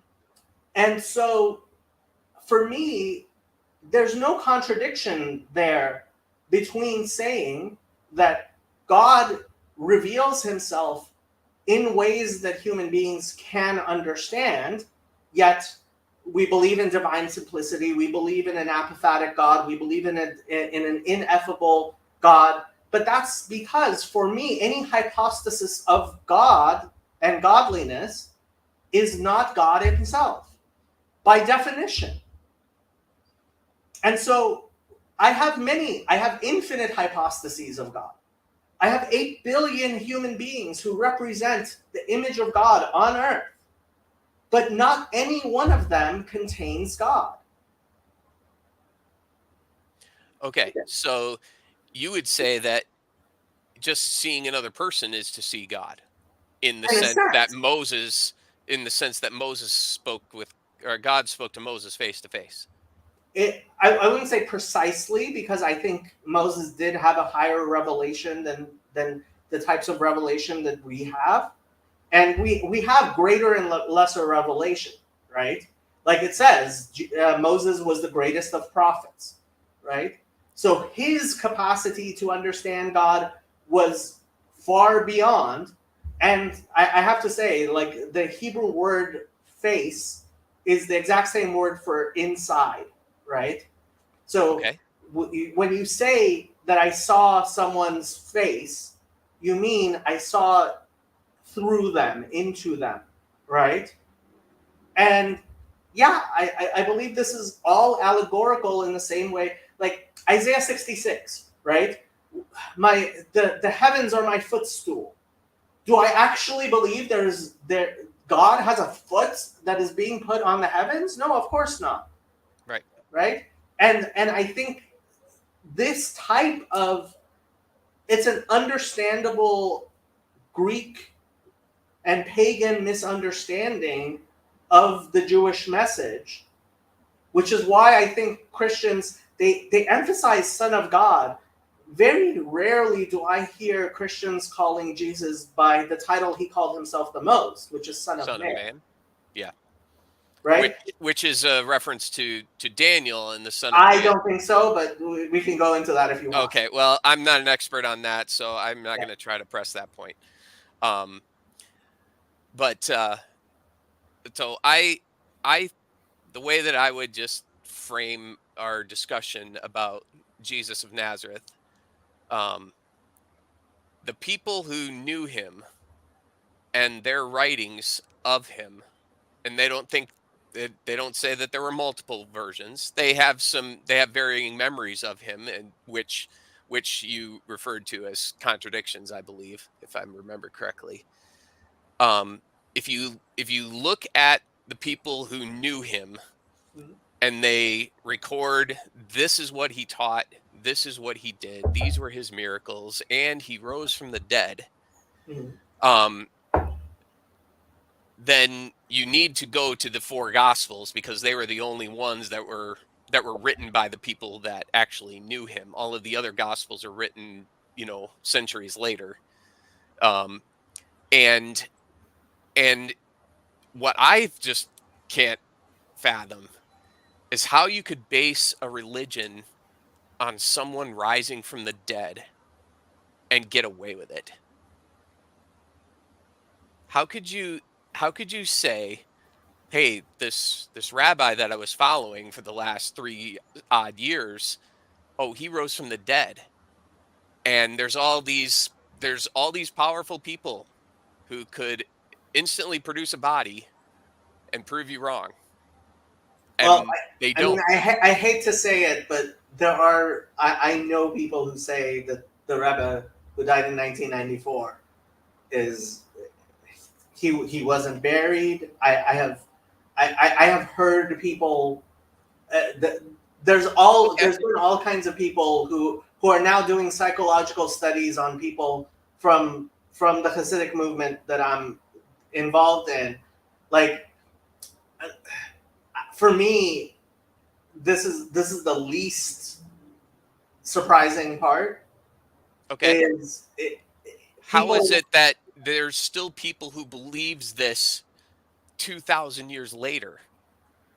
I have to say, I know some of the biggest, we call them messianists, Meshichisten, um, are people who uh, now who were born after the Rebbe passed away, and this is within Orthodox Judaism.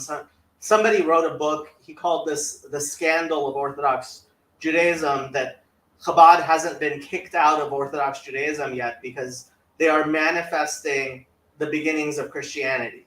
So I mean, uh, I don't actually think this is like the fact that people would say, I mean, you say Christ is risen. I am assuming you have not physically. I mean, I know plenty of people who have had visions of Jesus, and Okay. I don't discount them at all. I really don't. Um, there's nobody claiming to me like Thomas that he physically sat there and ate fish with Jesus. And I say, like, if Jesus were to come and have fish with me, maybe we can talk. But it's 2,000 years, and I don't see it. I mean, I granted, I'm going off of the testimony of some fishermen and a tax collector and all of those people, so I'm going off of their testimony. But it's remarkable that so many people still believe this, Mhm. which was what which is an otherwise ridiculous belief. Somebody rose from the dead? Really?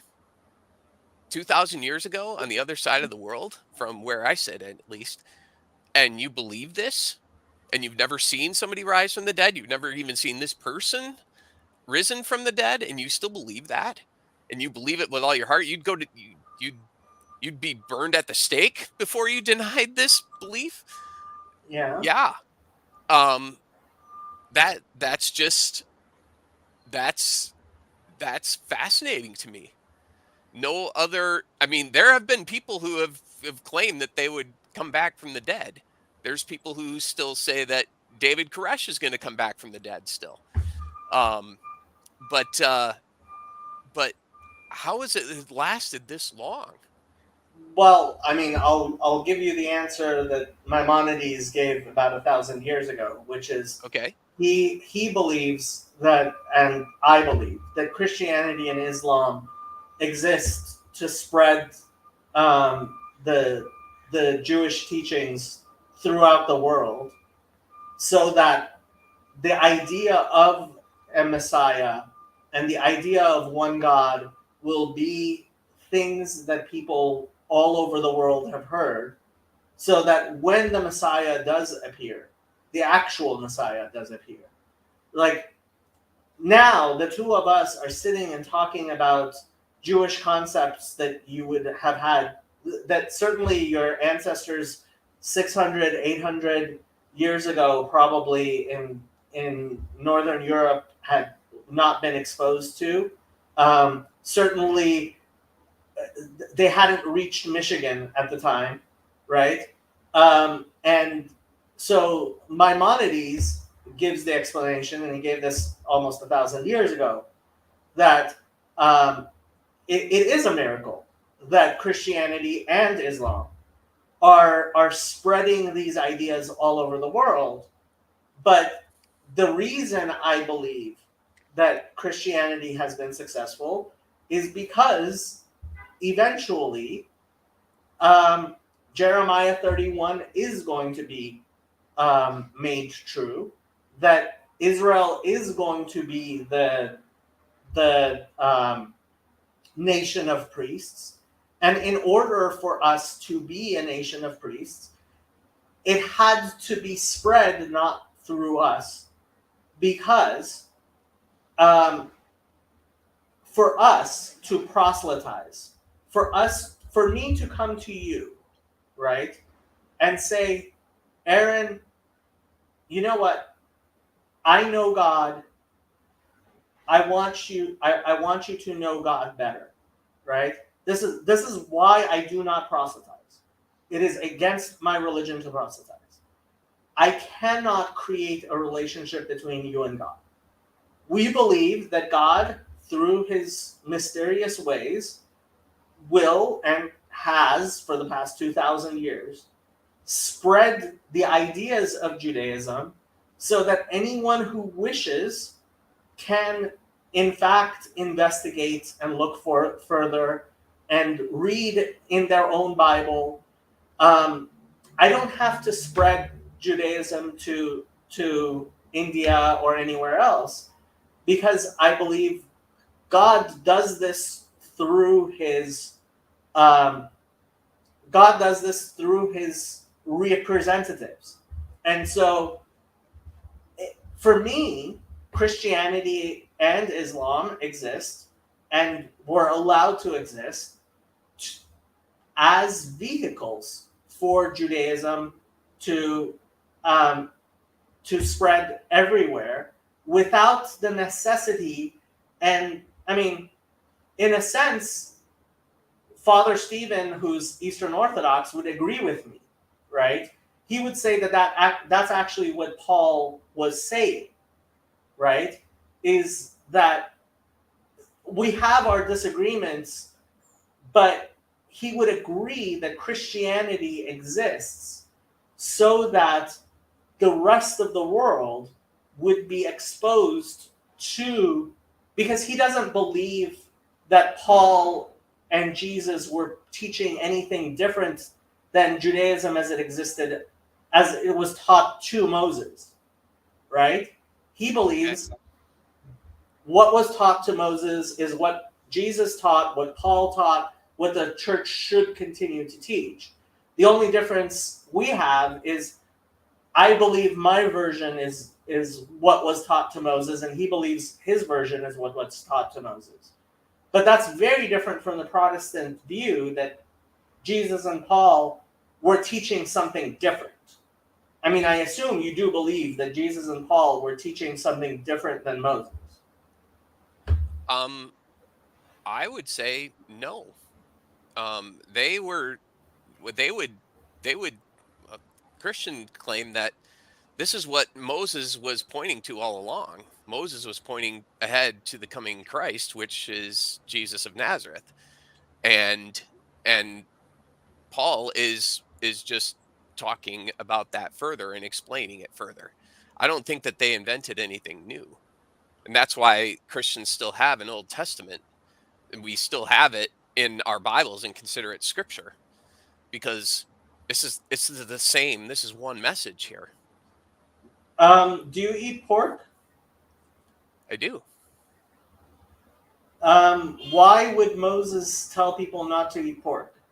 If like, what did he come up with that by himself? Was it the angels? Like, what if that's something like, and this is my question. Let's say that I were you to become convinced of the Heidelberg Catechism and the three forms of unity, and come to your church and um, and be baptized. Okay. As a Jew, clearly from Jewish descent, should I circumcise my children? Should I be serving pork at my dinners? Should I be observing the Jewish festivals? Or I mean, Acts 21, when Paul goes to Jerusalem, right? And he goes and he takes the he takes sacrifices to the temple, and this is clearly after what happened, like at Pentecost, right? Jesus has ascended, Pentecost has come. Was Paul doing something wrong in bringing sacrifices for the repentance of sin at the temple? Was should the Jews who believe in Jesus circumcise their children and not eat pork? Um I would say that if you don't want to eat pork, that's up to you. but um but what I am saying is that all of these Old Testament laws that they were all anticipating the coming Christ, which is Jesus of Nazareth. And there are reasons for those laws. Well, and you probably know that there's a division between a ceremonial law, a civil law, and a moral law. At least that's how we understand it. This gets into a whole other discussion. Okay, yeah, yeah. Let's steer clear of Steer clear of that. that one. Okay, But that's fine. so um, just in terms of circumcision, I mean, I would say, I'm guessing, like as a Calvinist, you would say that baptism is the new circumcision, and Yep. there's no necessity for circumcision of the flesh the way that Moses taught it. But I'm still circumcised. Right, but not because it's a commandment of God. No. So before the coming of Jesus, a Jew eating pork was sin, and afterwards, it's adiaphora. I guess that's the term. Yeah, I mean, I guess you could put it that way. The point of those laws, and we could have debates about this, and this could really get into some weeds here.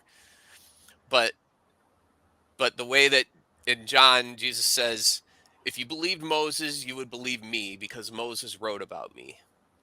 And when I read the whole Testament, I'm seeing Jesus everywhere. I'm seeing I'm seeing him being foreshadowed and prophesied and anticipated, or demonstrated the need for, one way or another. Right now I'm preaching through 2 Samuel, and I just preached on the story of Amnon and Tamar, and how Tamar is the the representation of Jesus Christ in that story.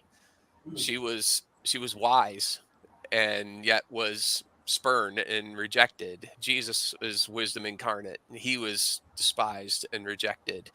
Um, and she was humiliated. Jesus was humiliated. You know, there's so many foreshadowings and illustrations of who Jesus is, and what he accomplished on our behalf. I would like to go back to the notion that Christianity has some pretty outrageous claims.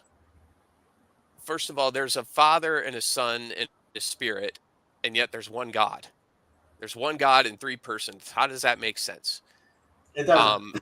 Or that God could become a man, and this man's name was Jesus of Nazareth. Um, how does God become? How does a person? How is it possible that Jesus of Nazareth was fully God and fully human at the same time? Or that he was born of a virgin? Or that he rose from the dead?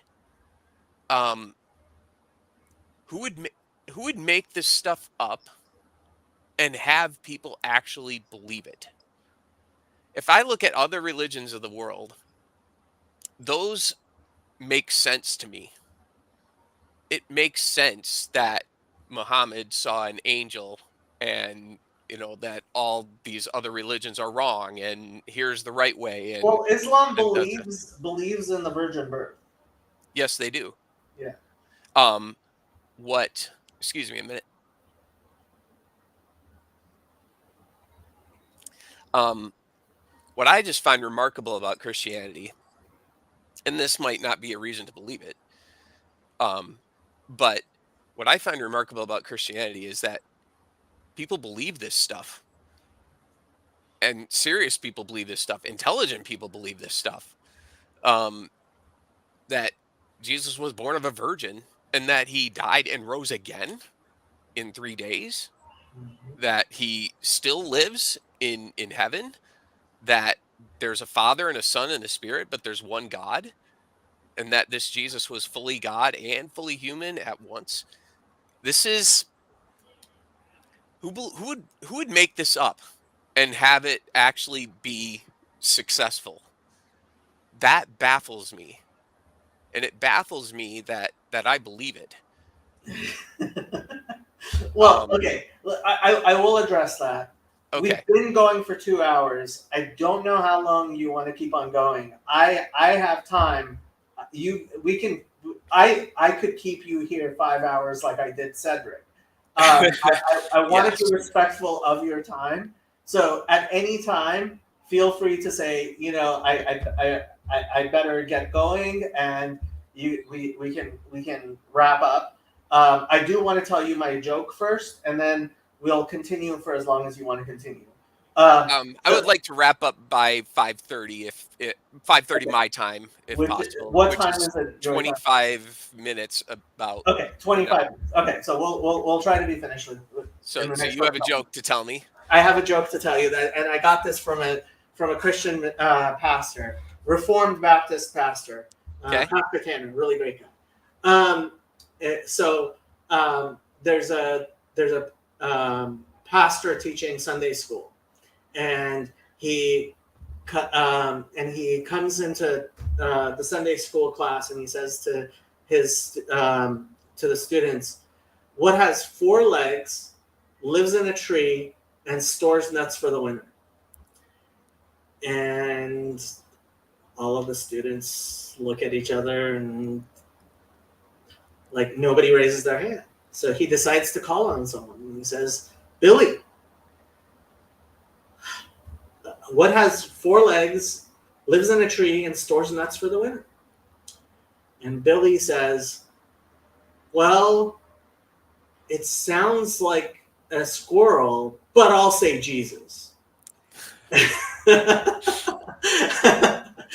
And for me, like when Jonathan Pajot says, and he does, he says, the greatest of stories is the story of Jesus. And you look through the Old Testament, and all of it is Jesus. And like, what do they call it?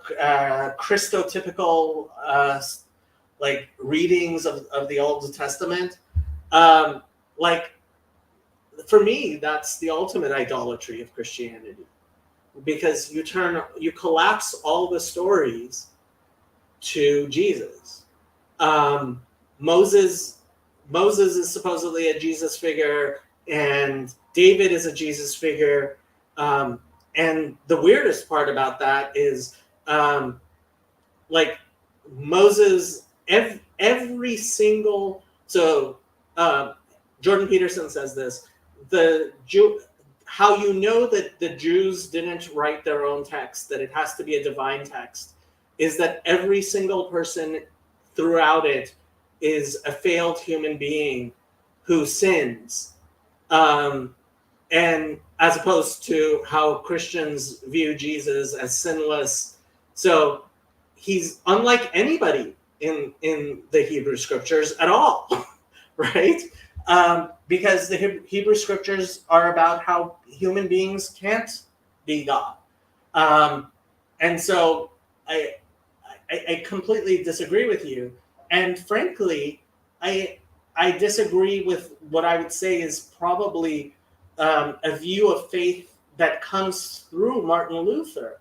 So for me, a faith is the rational extension of what is known to what is not known. And if something doesn't make sense to me, so the most prominent single commentary on the Jewish Bible is Rashi. He was a rabbi who lived about 1,000 years ago, and he compiled what was basically at his time the understanding of like how we understood the Bible during his time 1,000 years ago as a commentary, and it became an instant classic, and it is basically what we start 5-year-olds on these days, right?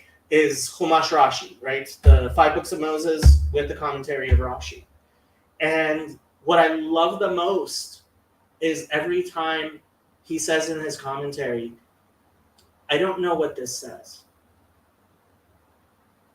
There's many places where he's like, "I don't understand this verse." And every time I see it, like I grow in my love for him, right? Because that capacity to say, "I don't understand," and I don't say I believe despite the fact that I don't understand. There are things I don't understand. There's a reason I go to rabbis who, and there are many, who understand things better than me, is because as best as I know, they know better. And so I have faith in that, and I have to, because there's only how much I can understand, right? So when it comes down to this idea of, well, there's a resurrection in the Hebrew Bible as well, and there are things which I believe were absolutely miraculous, which I don't understand how they could have happened, including the revelation at Mount Sinai. It says, and Christian translations don't translate it this way, but it says the people saw the voices at Mount Sinai, right? And the classic Jewish question is, how do you see voices? And so we believe that the revelation was so miraculous that the eye saw what the ear could not hear, right?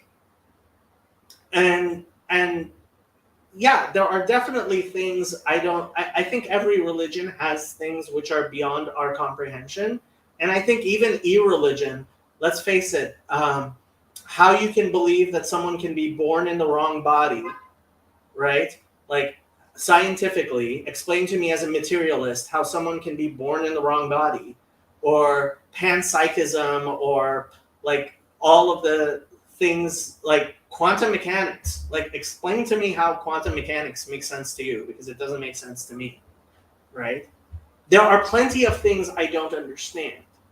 My faith is the rational extension of what I understand to things that are beyond my understanding. And that's why if somebody says to me, okay, Abraham wasn't an actual human being, it's just allegory, I can't kick that person out of my synagogue, right? And I think that's a fundamental difference. And what's happened over the past 8 years that I've been involved in what we call the Jordan Peterson sphere, or this little corner, is I have started to see that Christianity isn't just the Protestant Christianity that I grew up thinking all Christianity was, which includes Luther's castigation as reason, as what does he call it? The whore of Satan, right? In the language that only Luther could employ. Like, there are things I don't understand. There are many things I don't understand. But I don't think that that's the talking point that you seem to think it is. And I was glad to hear, and I don't know how true it is, but certainly my Catholic priest friends and my Eastern Orthodox priest friends will tell me that the majority of Christianity did not believe and does not believe a lot of these things that I thought were inherently Christian beliefs, which I think are unique to Protestantism. Um, there's a lot of things that I don't understand, and I appreciate you saying that, because I'm there with you. There's a lot of things that go beyond me, and I have to say I don't know. Um, there's a lot of questions that the Bible doesn't answer, and I have to say I don't know. Um, Including some very relevant ones, like, why would God let my child die this way? I don't know. Um, I wish I did. Um, and yet I still believe that God is loving and just, even in spite of tragedies and atrocities that are out there. And I imagine that you do as well. Um, that's the nature of faith, that we we maintain beliefs about God even when we're surrounded by evidence to the contrary, um, or evidence that would maybe not be to the contrary, but at least conflicts heavily and strongly with what we profess. And and yeah, I just I don't know. There's even in my own life, there's a lot of experiences that I've had that don't match up very well with the loving and just God, and I still believe it. Um, and I guess, yeah, just from a faith standpoint, I consider that a miracle and something that I can't really explain. Um, so maybe people will reject that, or not believe me. That's okay. Um, this is what I believe, and and I'm I'm content with that. And if you don't believe it, then that's your prerogative. Mhm. Well, we have 10 more minutes. We didn't talk about the synod or abide at all in the past No, 2 hours. I didn't realize that you had that on the agenda, or I guess I could have I asked and didn't. I didn't. I didn't, and I did. I, I certainly think that's one of the questions that a lot of people do have. Um, like as a CRC pastor, um, and we didn't talk about the PCUSA thing either. No. Um, it's especially for me hearing you say, like the reason I wanted to talk to you was you said uh, in a very clear way, like I'm not, and I guess this does relate to what we arrived at. You're like, if I am wrong, I'm a bad person, right? Um, and I mean, for me, like, I think again, like I would never trespass on the CRC. My reason for being supportive of Abide has been because I think that the affirmers are just playing political games that are destructive. And is my only view is I have now many friends in the CRC. Um, I, I I drive out to I drive 2 hours to go to the estuary meeting at a CRC in Chino, right? For Okay. almost as often as I go to synagogue, unfortunately. Um, Not quite as often, but um, and like so I've become very involved in the CRC, and I I see a sort of it seems to me people are not actually caring about being respectful and tolerant of each other. And I see Redeemed Zoomer as being a real manifestation of that in reverse. Like, if the PCUSA wants to make it so that if you do not affirm gay marriage, you can't be part of their church. You cannot be a pastor in their church, right? Hmm. It Yep. seems to me that that is their right, right? And that is part of civil society, of tolerance, of a liberalism, which I do think is deeply Judeo-Christian, right? Um, and so, I, in closing, if whatever discussions, whatever commentary you want to make on that, and any closing commentary you want to make. So, Oh boy, that's that's a lot. Um, yeah, I suppose the way I understand it is that these are two viewpoints that are mutually exclusive. Um, one view sees One view sees LGBTQ as a creation based identity, and um, if I'm telling people to repent of what they were created to be, I'm a horrible person for doing that. I'm kind of at the same I'm in the same moral category as a racist. Um, how dare I do something like that?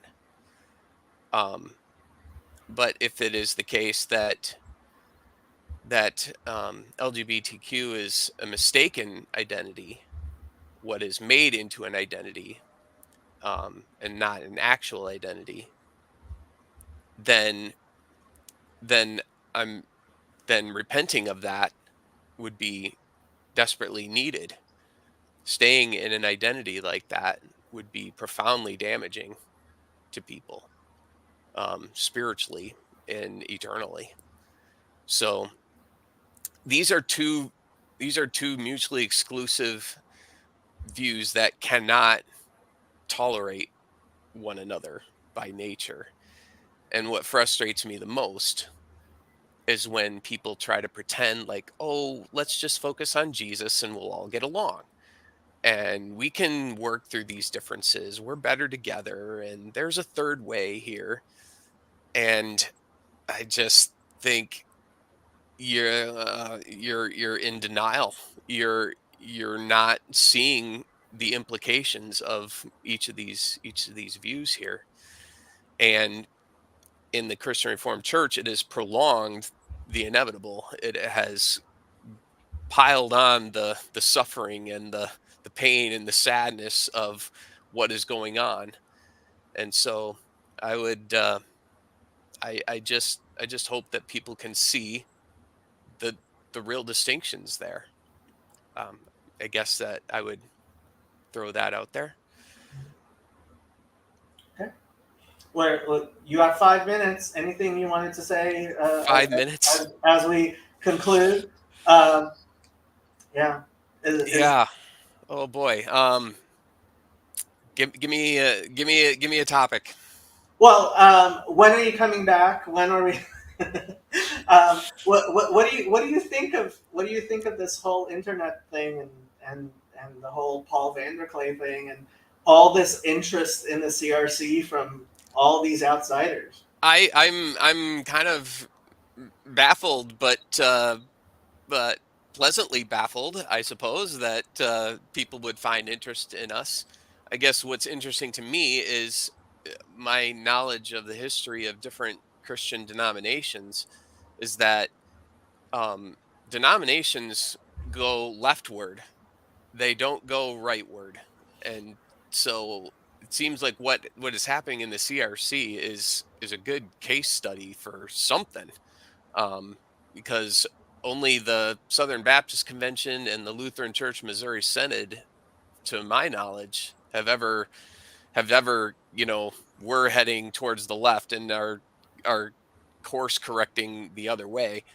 Um, so maybe the CRC is a case study for some uh, for some interested people. I That's don't know. definitely. I mean, that really is. I think the crux of what a lot of us, especially me, I see the CRC as, and I don't think it's. I think we are under the impression of we people, especially, and I think this is a very American thing.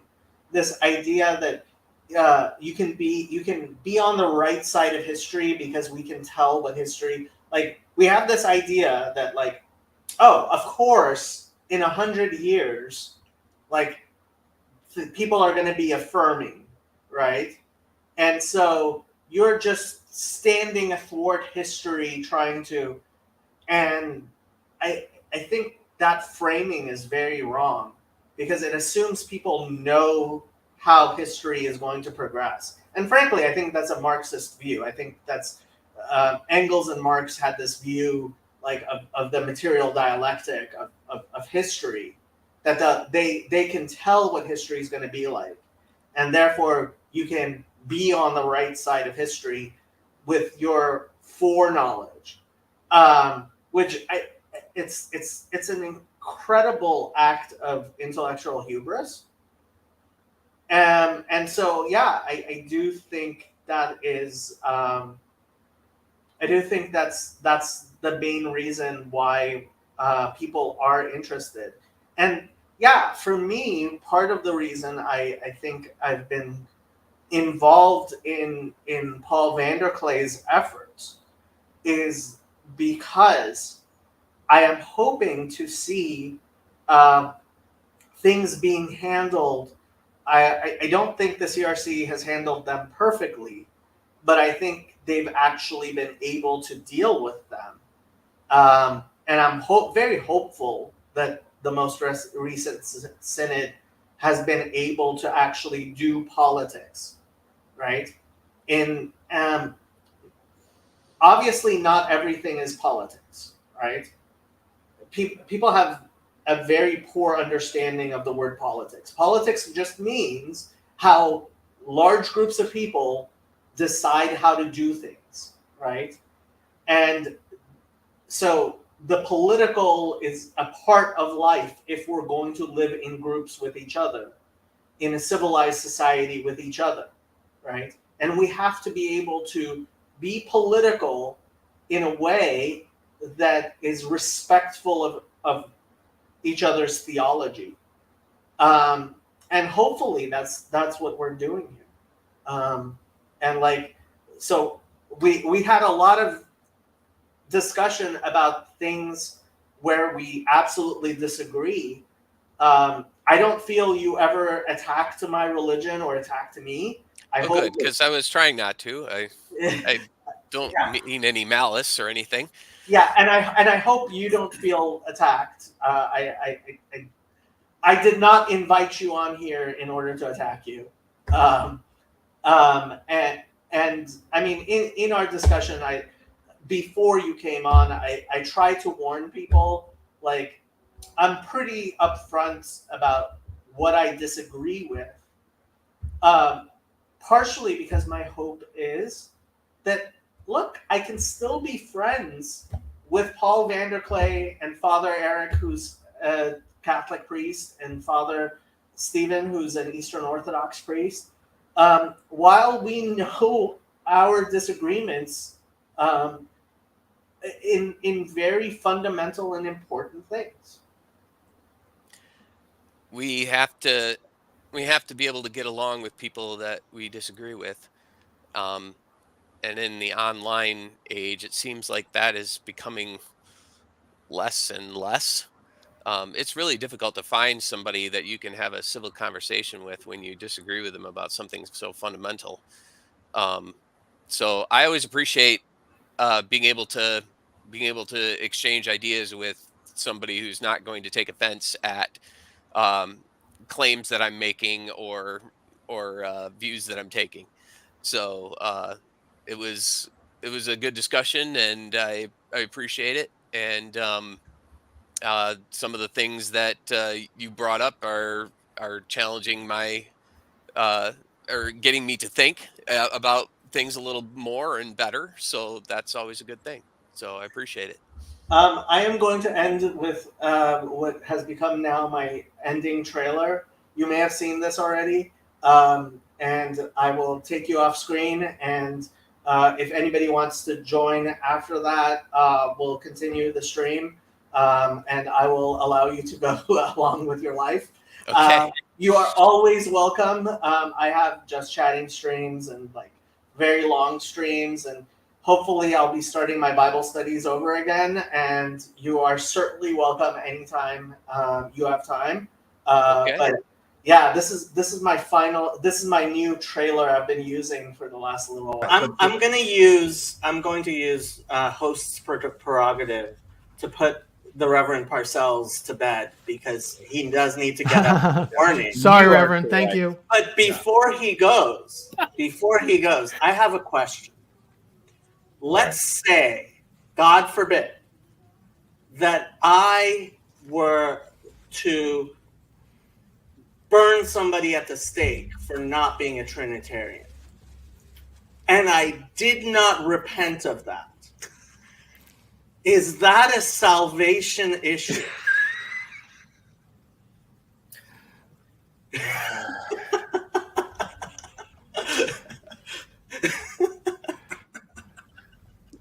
Sometimes Jacob takes that devil's advocate thing too far. There a proverb that says something like, "Don't answer a fool according to his folly." But there's a proverb that says, "Answer a fool according to his folly." There is. Exactly right. And I'm going to leave it to you guys to determine, which of those was applicable in this situation as I go. So, but anyhow, good. Thank you, Reverend. Good to Thank chat you. with you all. Thank you. Good night. Yeah. The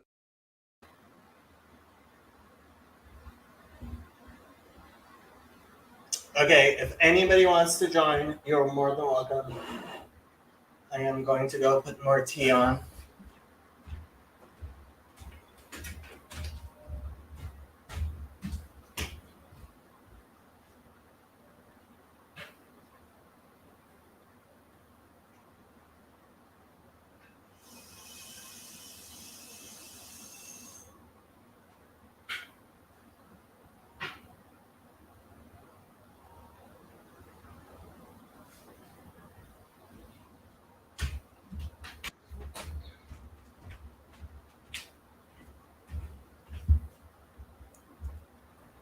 Yoav! Hello. Hello. I'm not going to say anything because I personally come on streams when it's Shabbat, but it is Shabbat. well, yes, it is.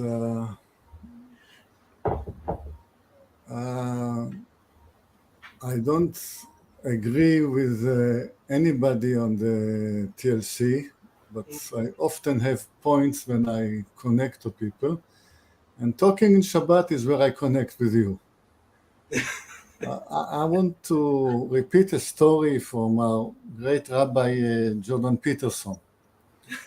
He claims to have worked on the railway once in a group of tough men. And there was a boy joining the group who brought his lunchbox that his mother gave him. And everybody was teasing him and insulting him, and eventually they continued with stoning him, and then he had to leave the group and in disgrace. I'm telling this story to the group so they might understand you, because I think we basically come with a similar society. I think I understand your nature. And how come that the very insensitive way in which you design your conversation, how could it possibly be friendly? And I would refer people to that story. It's a group of tough people who think they may need each other in times of trouble. And they want to sort out the boys, the men from the boys. They want people to be in the group who can contribute something, who can stand their own ground and be useful. And I think people are tolerating you and even accepting you as a friend because they think you will be useful in times of trouble, and that tough and tumble will make them more resilient to future hardships. That's my...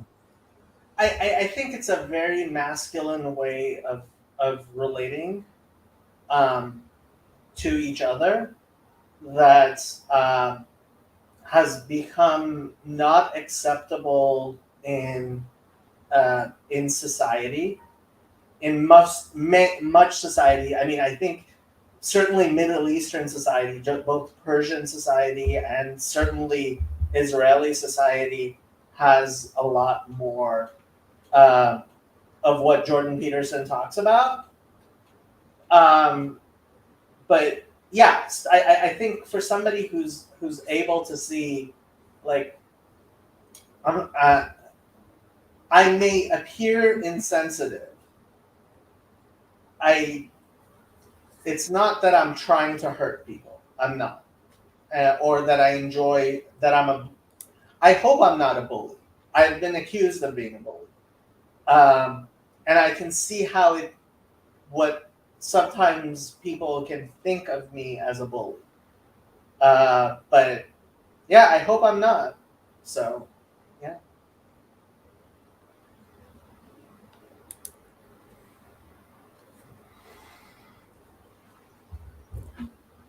No, what are we going to talk about now?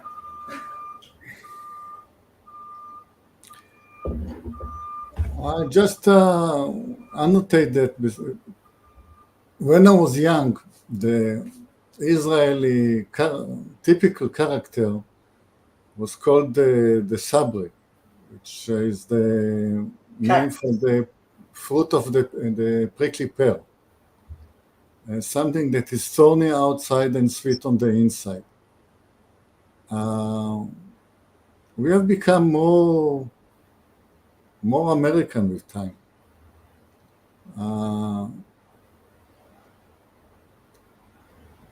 We are converging to the mean.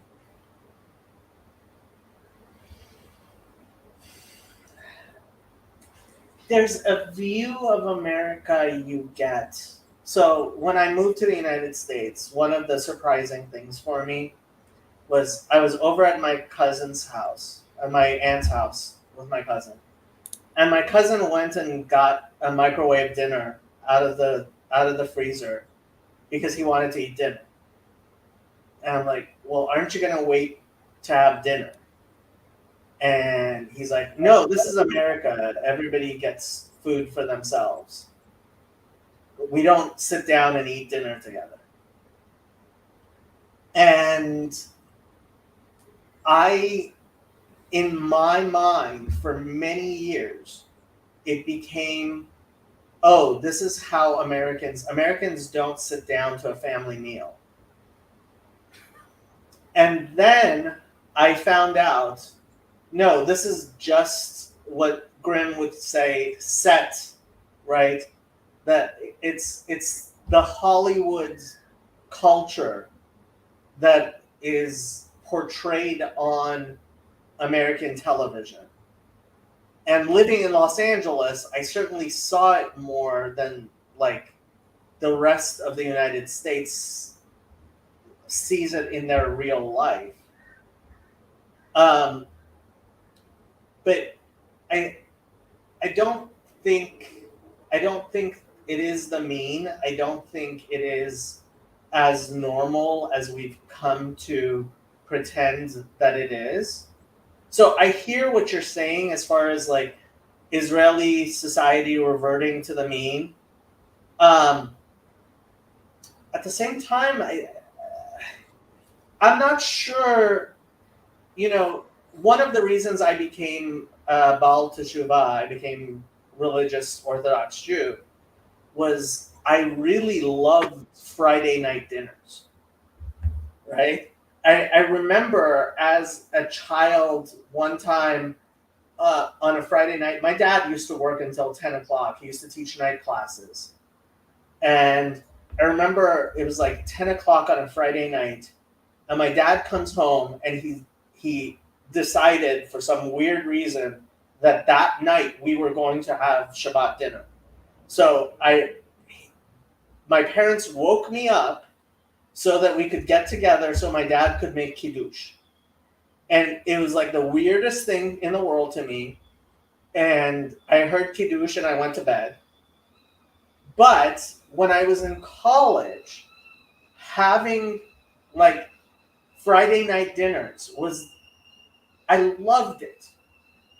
And it's still one of the things I miss the most about being an Orthodox Jew is those dinners. And what I've started realizing recently is I was convinced that this was something people don't do. But I actually think people get together and have family dinners a lot more often than we see on television. I have to grab my tea. Feel free to lecture as you like. I'll be back.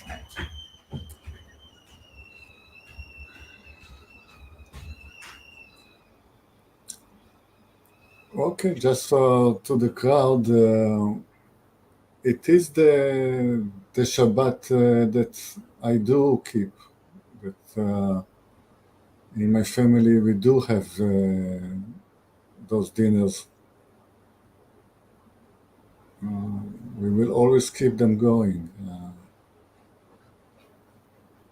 The reason I might be on this channel sometimes is if we swap it around. Sometimes because when one of the kids get married, then they have to go to the dinner at her place. So maybe we'll swap it around. Maybe we'll have it once on a Friday, once on the Saturday. But we always keep it. Hey, Sandy. Hey, Jacob. Yoav, I got to go once to Friday dinner. At a Chabad house. I took her to a Chabad house. Yeah, I'm glad that you clarified your relation with the deceased rabbi.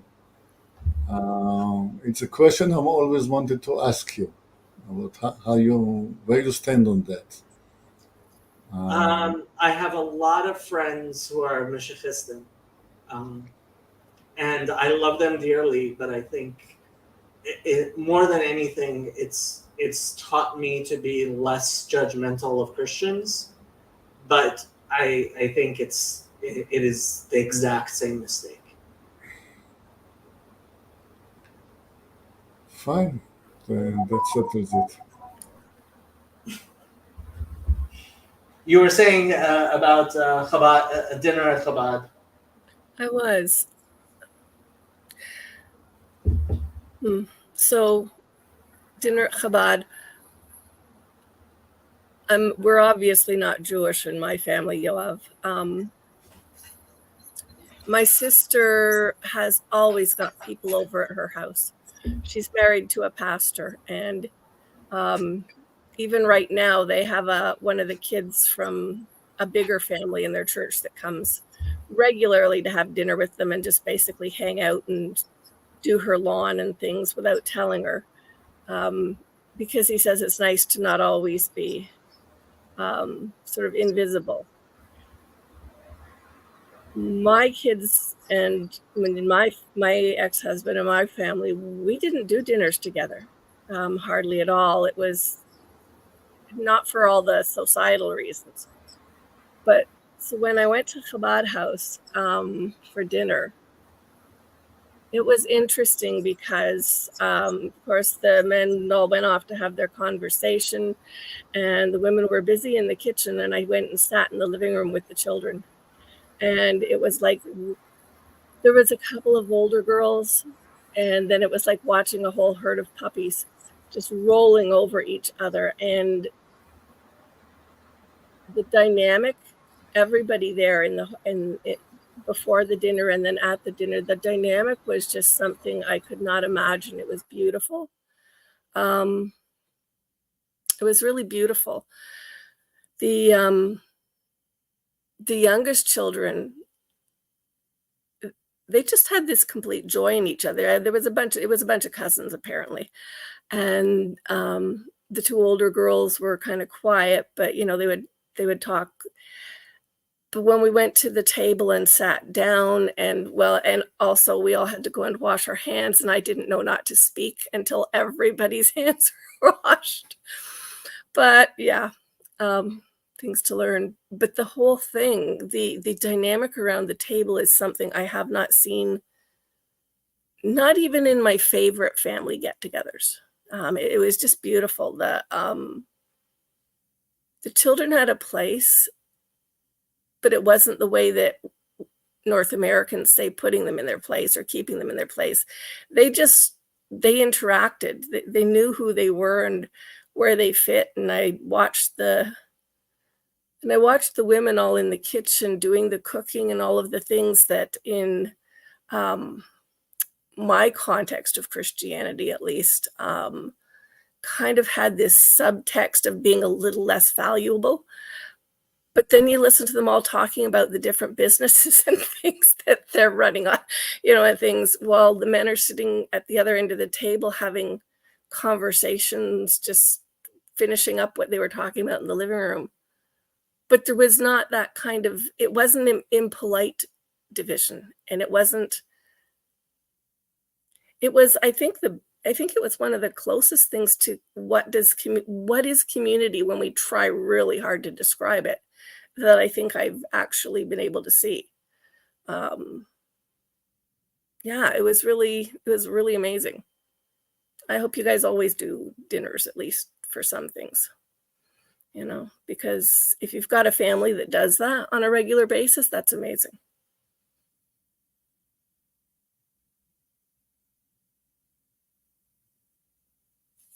And I don't know if I've lost sound. You haven't. We just haven't been saying anything. Well, it just changed when you put yours on mute. That I guess there's sound in the background. So I was like, well, your microphone tends to pick up things. Yeah. Sorry. That's okay.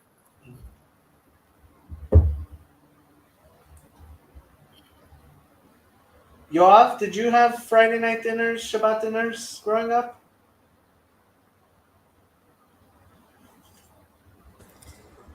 Well, I was speaking about it when you were at to fetch your drink. It's not the same. It's not the religious. We are not religious in the family at all. It's not the same thing, but it is the fact of the family dinner. And we tend to develop our own family tradition. It can get repetitious. I mean, one can predict how it's going to roll.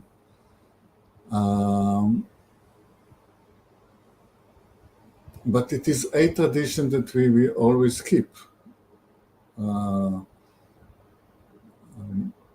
I was a child, my parents always brought me to a family dinner with the grandparents.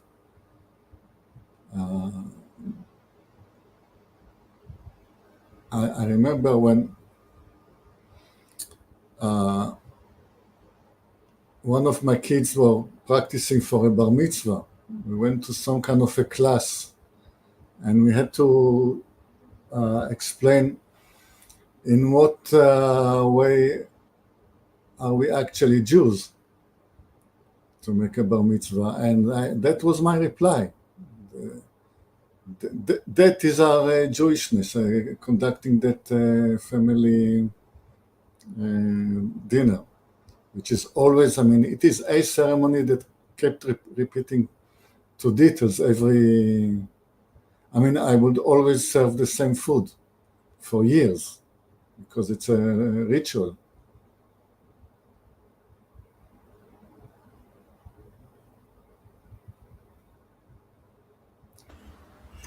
Yeah. I don't know if you saw John Vervaeke's invited talk. I think it was either at Cambridge or Oxford, where he was talking about religion. It's definitely one of his videos that I've made them, I've recommended the most, where he talks at length and he's like, I'm going to get to ritual. Like, this is related. And he talks a lot about the studies he did with people, with astronauts working on the Mars rover, right? and he's explaining how the imaginal, as he calls it, and how ritual helps with that. And yeah, I think we've gotten to be we've gotten we become so dismissive of ritual. Like, we'll say something is a ritual as if that's necessarily a bad thing. And I just don't think rituals are bad things.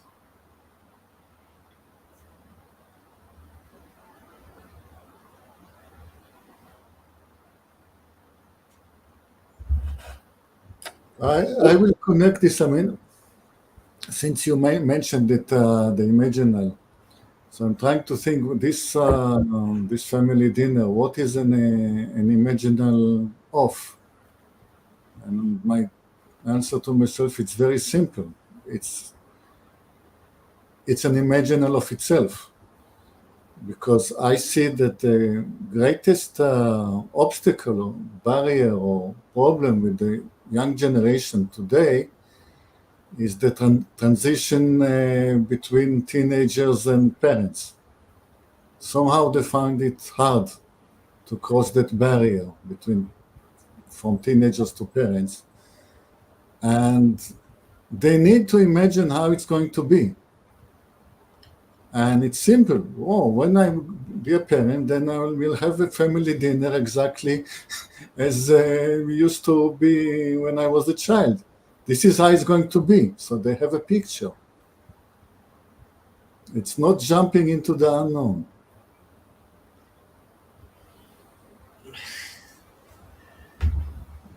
I hear you. I hear you.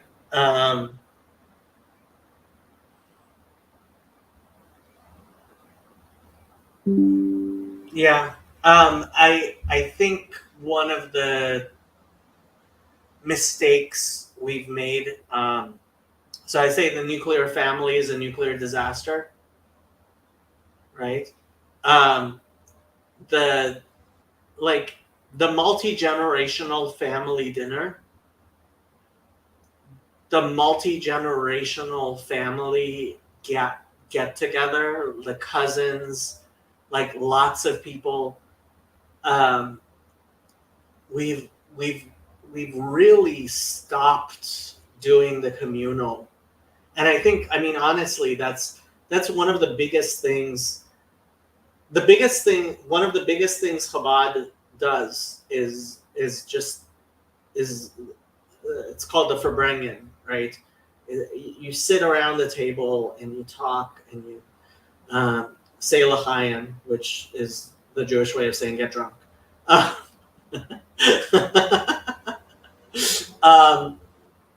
But yeah, having collective meals, having it's how we relate to each other, sitting around like a potluck dinner, right?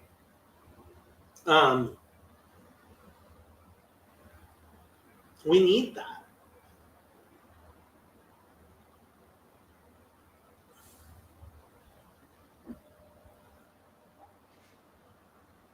Ever since I had to go back to work, supposedly everything from September through December is in blackout time for vacations. You don't get to have them.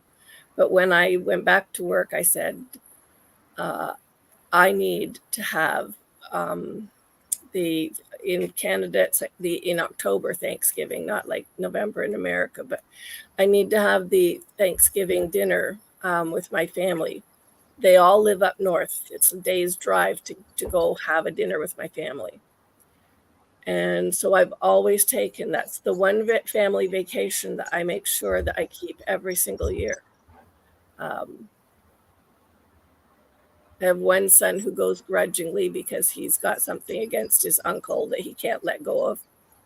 And one son who absolutely, every time you ask him, yes, absolutely, we have to go to Thanksgiving dinner. And so every fall, that's my drive up north. Takes about 3,000 kilometers round trip to do it. And it's always worth it. you know.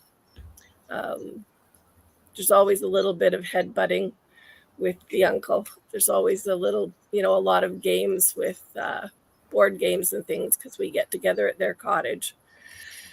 And yeah. I would like to describe another ritual that exists in Israel, and I don't think it exists in America. It's the lunch, walking space lunch, walking place lunch. We are taking our lunches very seriously in Israel. So everywhere I ever walked in, and I have quite a long career, there's always a big dining room on the premises. And it's always lavishly furnished. And you get a full 3-course lunch, and you have a selection of at least 3 or 4 main dishes. So everybody will come together. I mean, it's just on premises. So everybody will go down to the dining room, and they will sit. You can choose your own place, but you always sit together. You always split to group predictably. And lunchtime can spread along 2 or 3 hours, but we eat very fast. So you choose your slot. There are the people who come early, and there are the people who come late, and they don't mix. So I'm always have lunch with the same people at the same place at the same time. Okay, it changes because working groups over the years change, and people come and people go. But I can always know when I'm going to have lunch, where I'm going to sit, who I'm going to talk with, and the food will always be excellent. It's always going to be restaurant class food. It's one of the more important reasons to go to work nowadays. That's really interesting. I did not know about this. Is it an extension of kibbutz culture? Yes, I think so. Yeah, it sounds like because, like when you have, it sounds like kibbutz style, cheder ochel. Yeah. I guess kibbutzim aren't all bad. Well, it is relevant to employers that are large enough to afford. If you're in a small startup, then you go out for lunch in a restaurant, but it will still be the same ceremony because you go to somewhere local. You don't drive; you just go out, and there will be many restaurants around, and you go always specific time with specific people. But yes, I think it's the message that it conveys is that it's not just a walking place, it's also a kibbutz.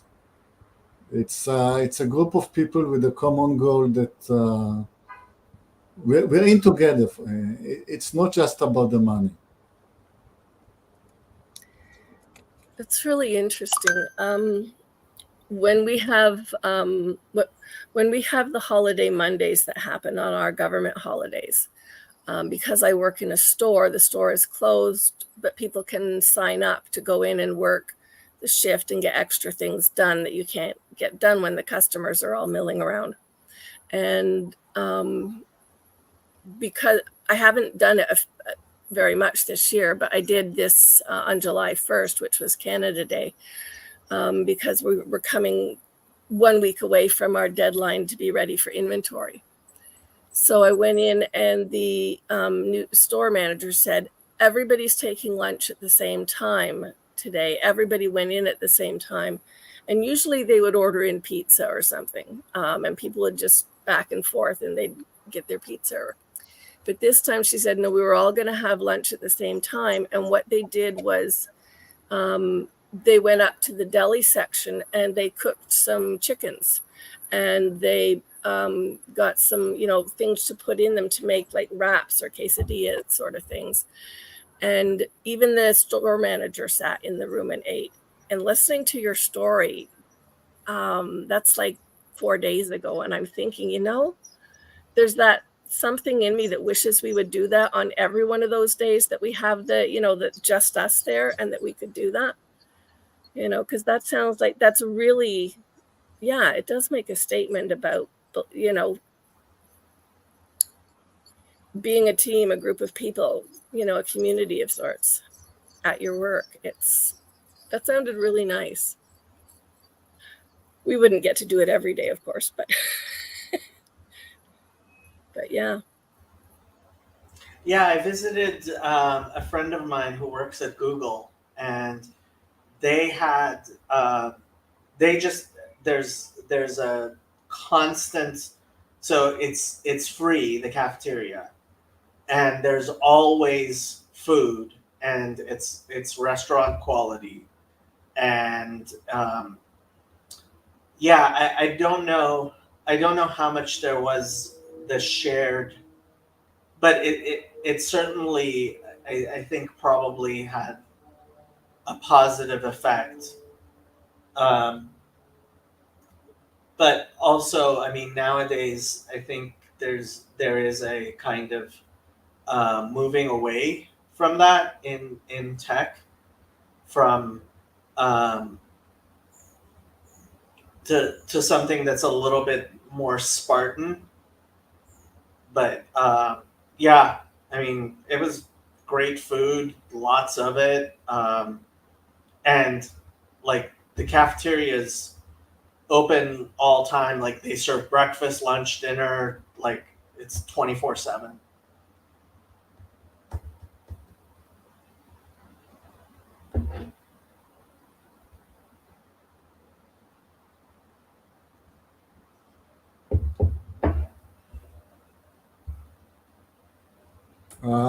We raised this. I mean, I raised the question because we were talking about the society reverting to the mean. The high tech in Israel is a mixture of the Israeli culture coming from the kibbutz, you said, or from the army, and the American global international company. Because I worked many years for famous names like HP or Kodak in Israel. So I would be working in an American international company, but within the Israeli culture. And it was a nice, nice play between them. And it went very well together. They mixed very well together. I don't know if that how well it's going to go on into the future.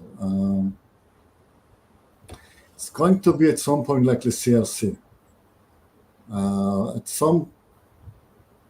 At some point, people will get to an issue where they just have to stand on a principle. I don't see it coming in the near future, but if progress is always progressing, then we will get to it at some time. But the mixture between the American and the Israeli works very well since 1967. The story is a man called Efi Arazi, and he was working in the high tech in the US, getting to know some very advanced stuff for the time. And then the 6 Days War happened, and he suddenly felt himself very Zionistic, and he hopped on the whatever plane was available. It was a transport plane, not even a passenger plane. And he came back to Israel with an idea of erecting a company like HP in Israel. So started, and by the time I joined in the 80s, the dream already came true. Yeah, my dad. So he's Boger Technion. He was there in the late '60s, and he worked at Motorola in Israel, and then he moved back to Iran to work at Motorola.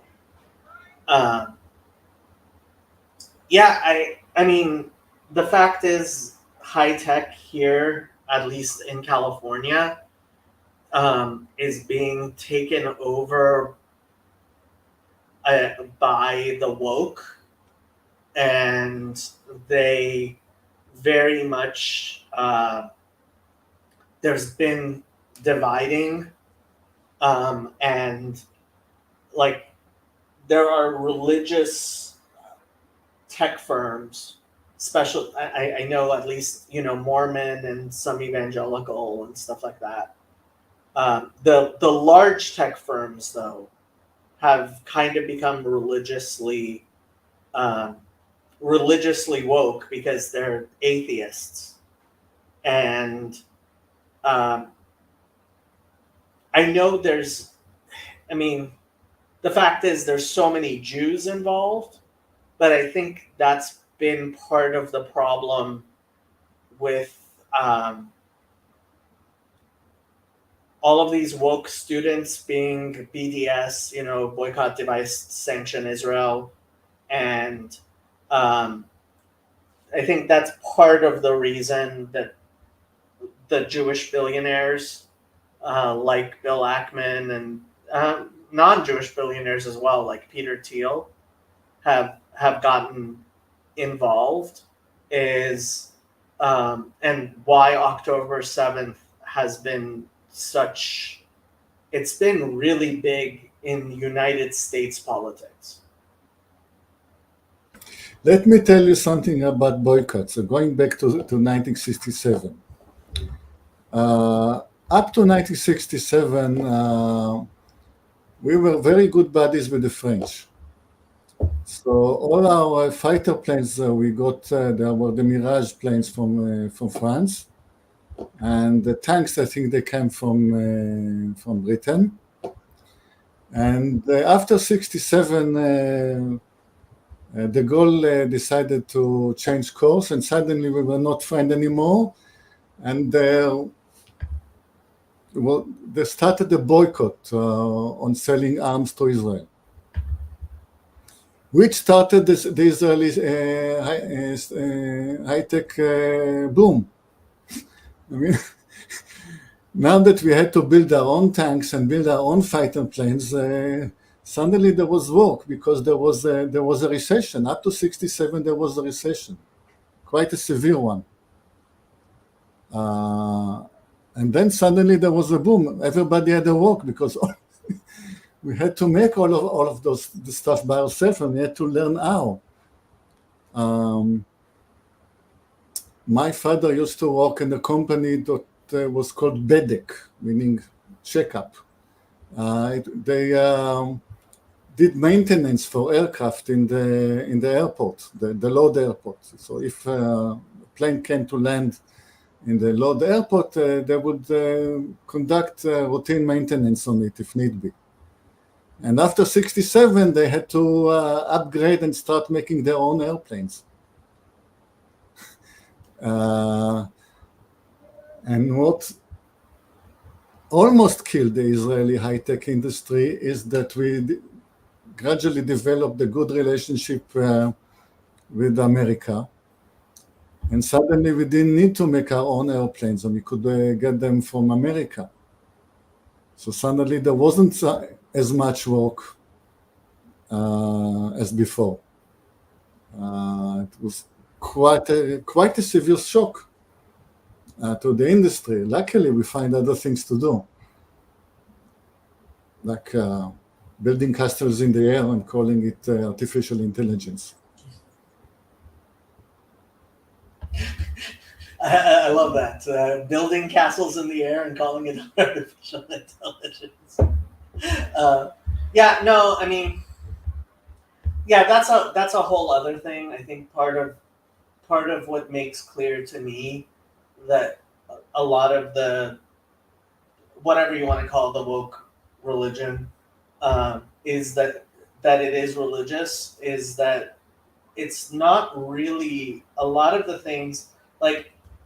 So there last week, there was a protest in front of one of the largest Orthodox synagogues in Los Angeles, in the middle of the Orthodox Jewish community in like the Mea Shearim of Los Angeles, okay? And it was a pro-Palestine, and supposedly they were protesting against, there was a seminar for people who wanted to buy land in Israel, and they were protesting against that.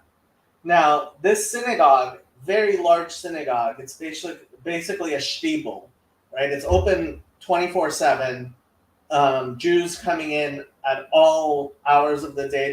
They have small classrooms, which I'm sure in one of the small classrooms this was going on. I know that it was. But they're like that protest and the absolute brawl, like there was a riot in front of the synagogue in the middle of the Jewish community in Los Angeles, Sunday and Monday, actually. Like, there's nothing, I don't think you could have had any sort of advertisement that would incite as many Jews in Los Angeles to buy real estate in Israel as this supposed protest. They were selling condominiums in Har Nof, I'm telling you. They like with their actions. But they don't care.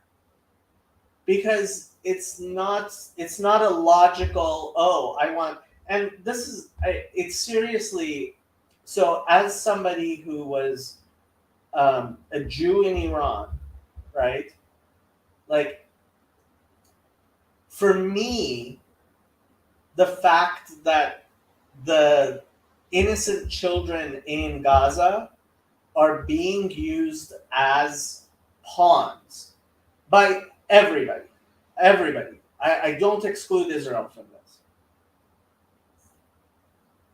The Egyptians don't care, the Palestinian leadership doesn't care, the Jordanian leadership doesn't care, Iran certainly doesn't care, Hamas doesn't care, nobody cares. Like,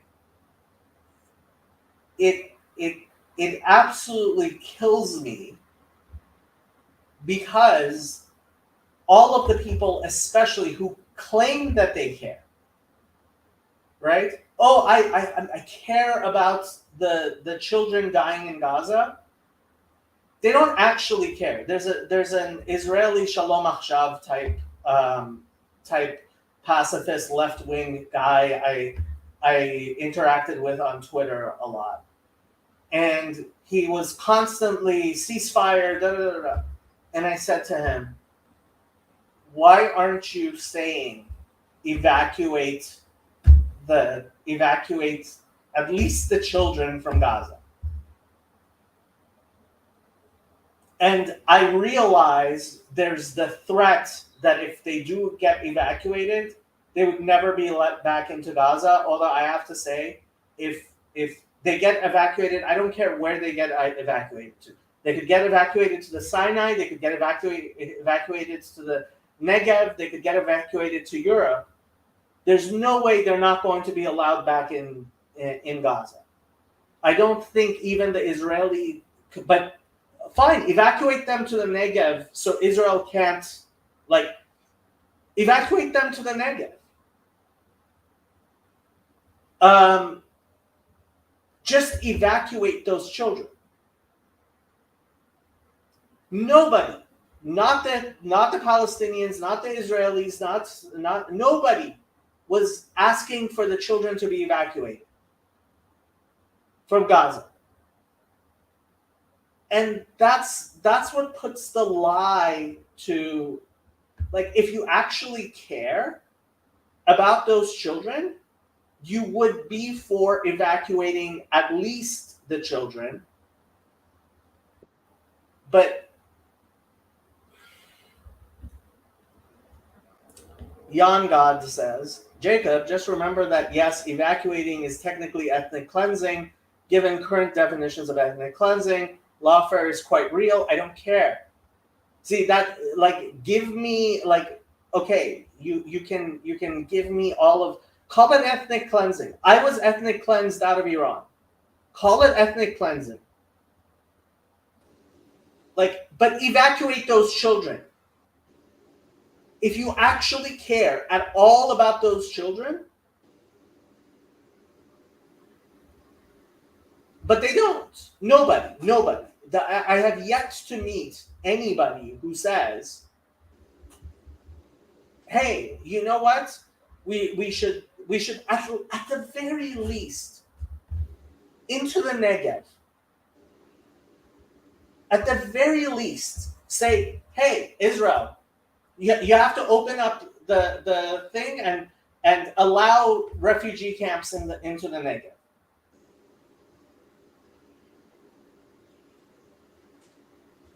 I don't think anybody. Technically, there are people living in the Negev, not necessarily Jews, who consider it their backyard. They might object. They wouldn't object. There's precisely one person who was hurt by the stupid $1 billion attack of Iran on Israel. Her name was Amina. She was a 6-year-old Bedouin girl. As far as I know, she's still in the hospital. The only person who was hurt from all the drones that Iran launched at Israel. It was Arab herself. What? She was Arab. Yeah, she was a Bedouin. She was yeah.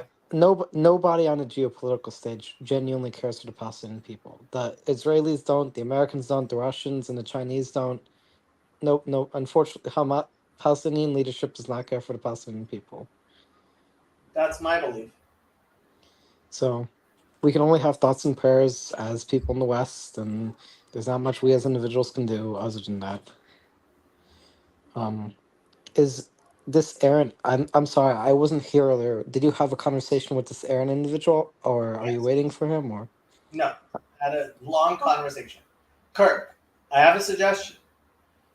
If there's a discussion that you missed, before jumping on, you can go and listen to the discussion at 1.5 speed, and maybe catch up before you jump into the discussion. So that's my suggestion to you. I didn't know when. Okay, it's past 1:00 a.m. Here, and I need to catch some sleep. Shabbat shalom. Yeah. Lovely speaking to you. I like him. I do too. He's a nice guy. Yeah. He's a nice guy. I was trying to see, I listened to something in YouTube recently, was talking about somebody who arranged a lot of child evacuees early or just pre-World War II. And I can't find it. So what happens to children when they get evacuated without their families? Well, hopefully they would get evacuated with their families. Look, if I was the king of Israel, which I'm not, obviously, right? I don't know. You could be faking that. If I was the king of Israel, I would have opened up a corridor for people to be evacuated into the Negev, into refugee camps into the Negev, really without any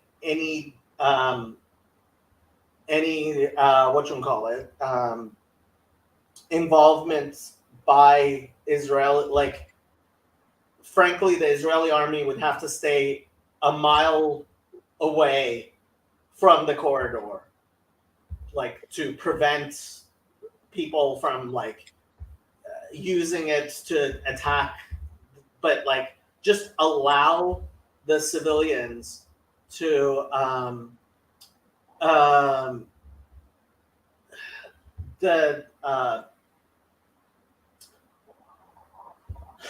allow the civilians to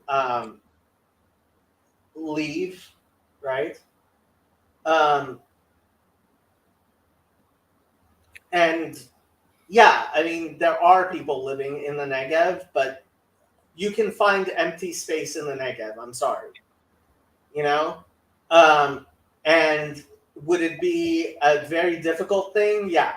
Would it be better than trying to send humanitarian aid into Gaza, where Hamas is stealing it and selling it in the black market and using it to become rich? Yeah. Would they let that happen though, or would they still sort of take a long arm reach into? I mean, I'm assuming. Well, how would they? I mean, they would have to then evacuate out of Gaza into the new refugee camp in the desert. That's why, and I guess some of them would try, but you know what? You're getting them out of the tunnels. You're getting them just the Israeli recordings of the videos of the people who would be going would be worth the money. And no, I don't think you would be building a permanent refugee camp, because once you allow those people to go back to Gaza, they will. There's no one who wants to live. There's no one who wants to live in the Negev as opposed to in Gaza City. Well, and a lot of sources are calling Gaza a refugee camp anyway. So if they're trying to make that point, they've been doing that for 50 years, something like that.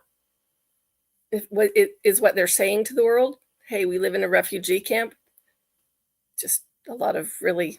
Well, this is the thing. Multi-generational refugees. No, I'm sorry. You're not a refugee if your grandparents were refugees.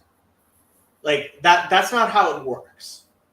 And this is one of the big things. I was an actual refugee. I was born in Iran. There was the Iran-Iraq War and the Iranian Revolution. I think, I ended up being a refugee. If my kids still claim to be refugees from Iran, that's a failure of me to give them real life. I've never really even thought that, because I would never consider myself anything like a refugee, but technically both sides of my family within one generation and 2 generations up for me were removed from their country. My dad, during the Second World War, he was sent away with a couple of boatloads of kids, and my grandfather's family, the Salvation Army, shipped them over here after the death of his little brother. And that happened a lot to a lot of people way back in the day. You would just sort of, somebody who thought they were doing something good would move you.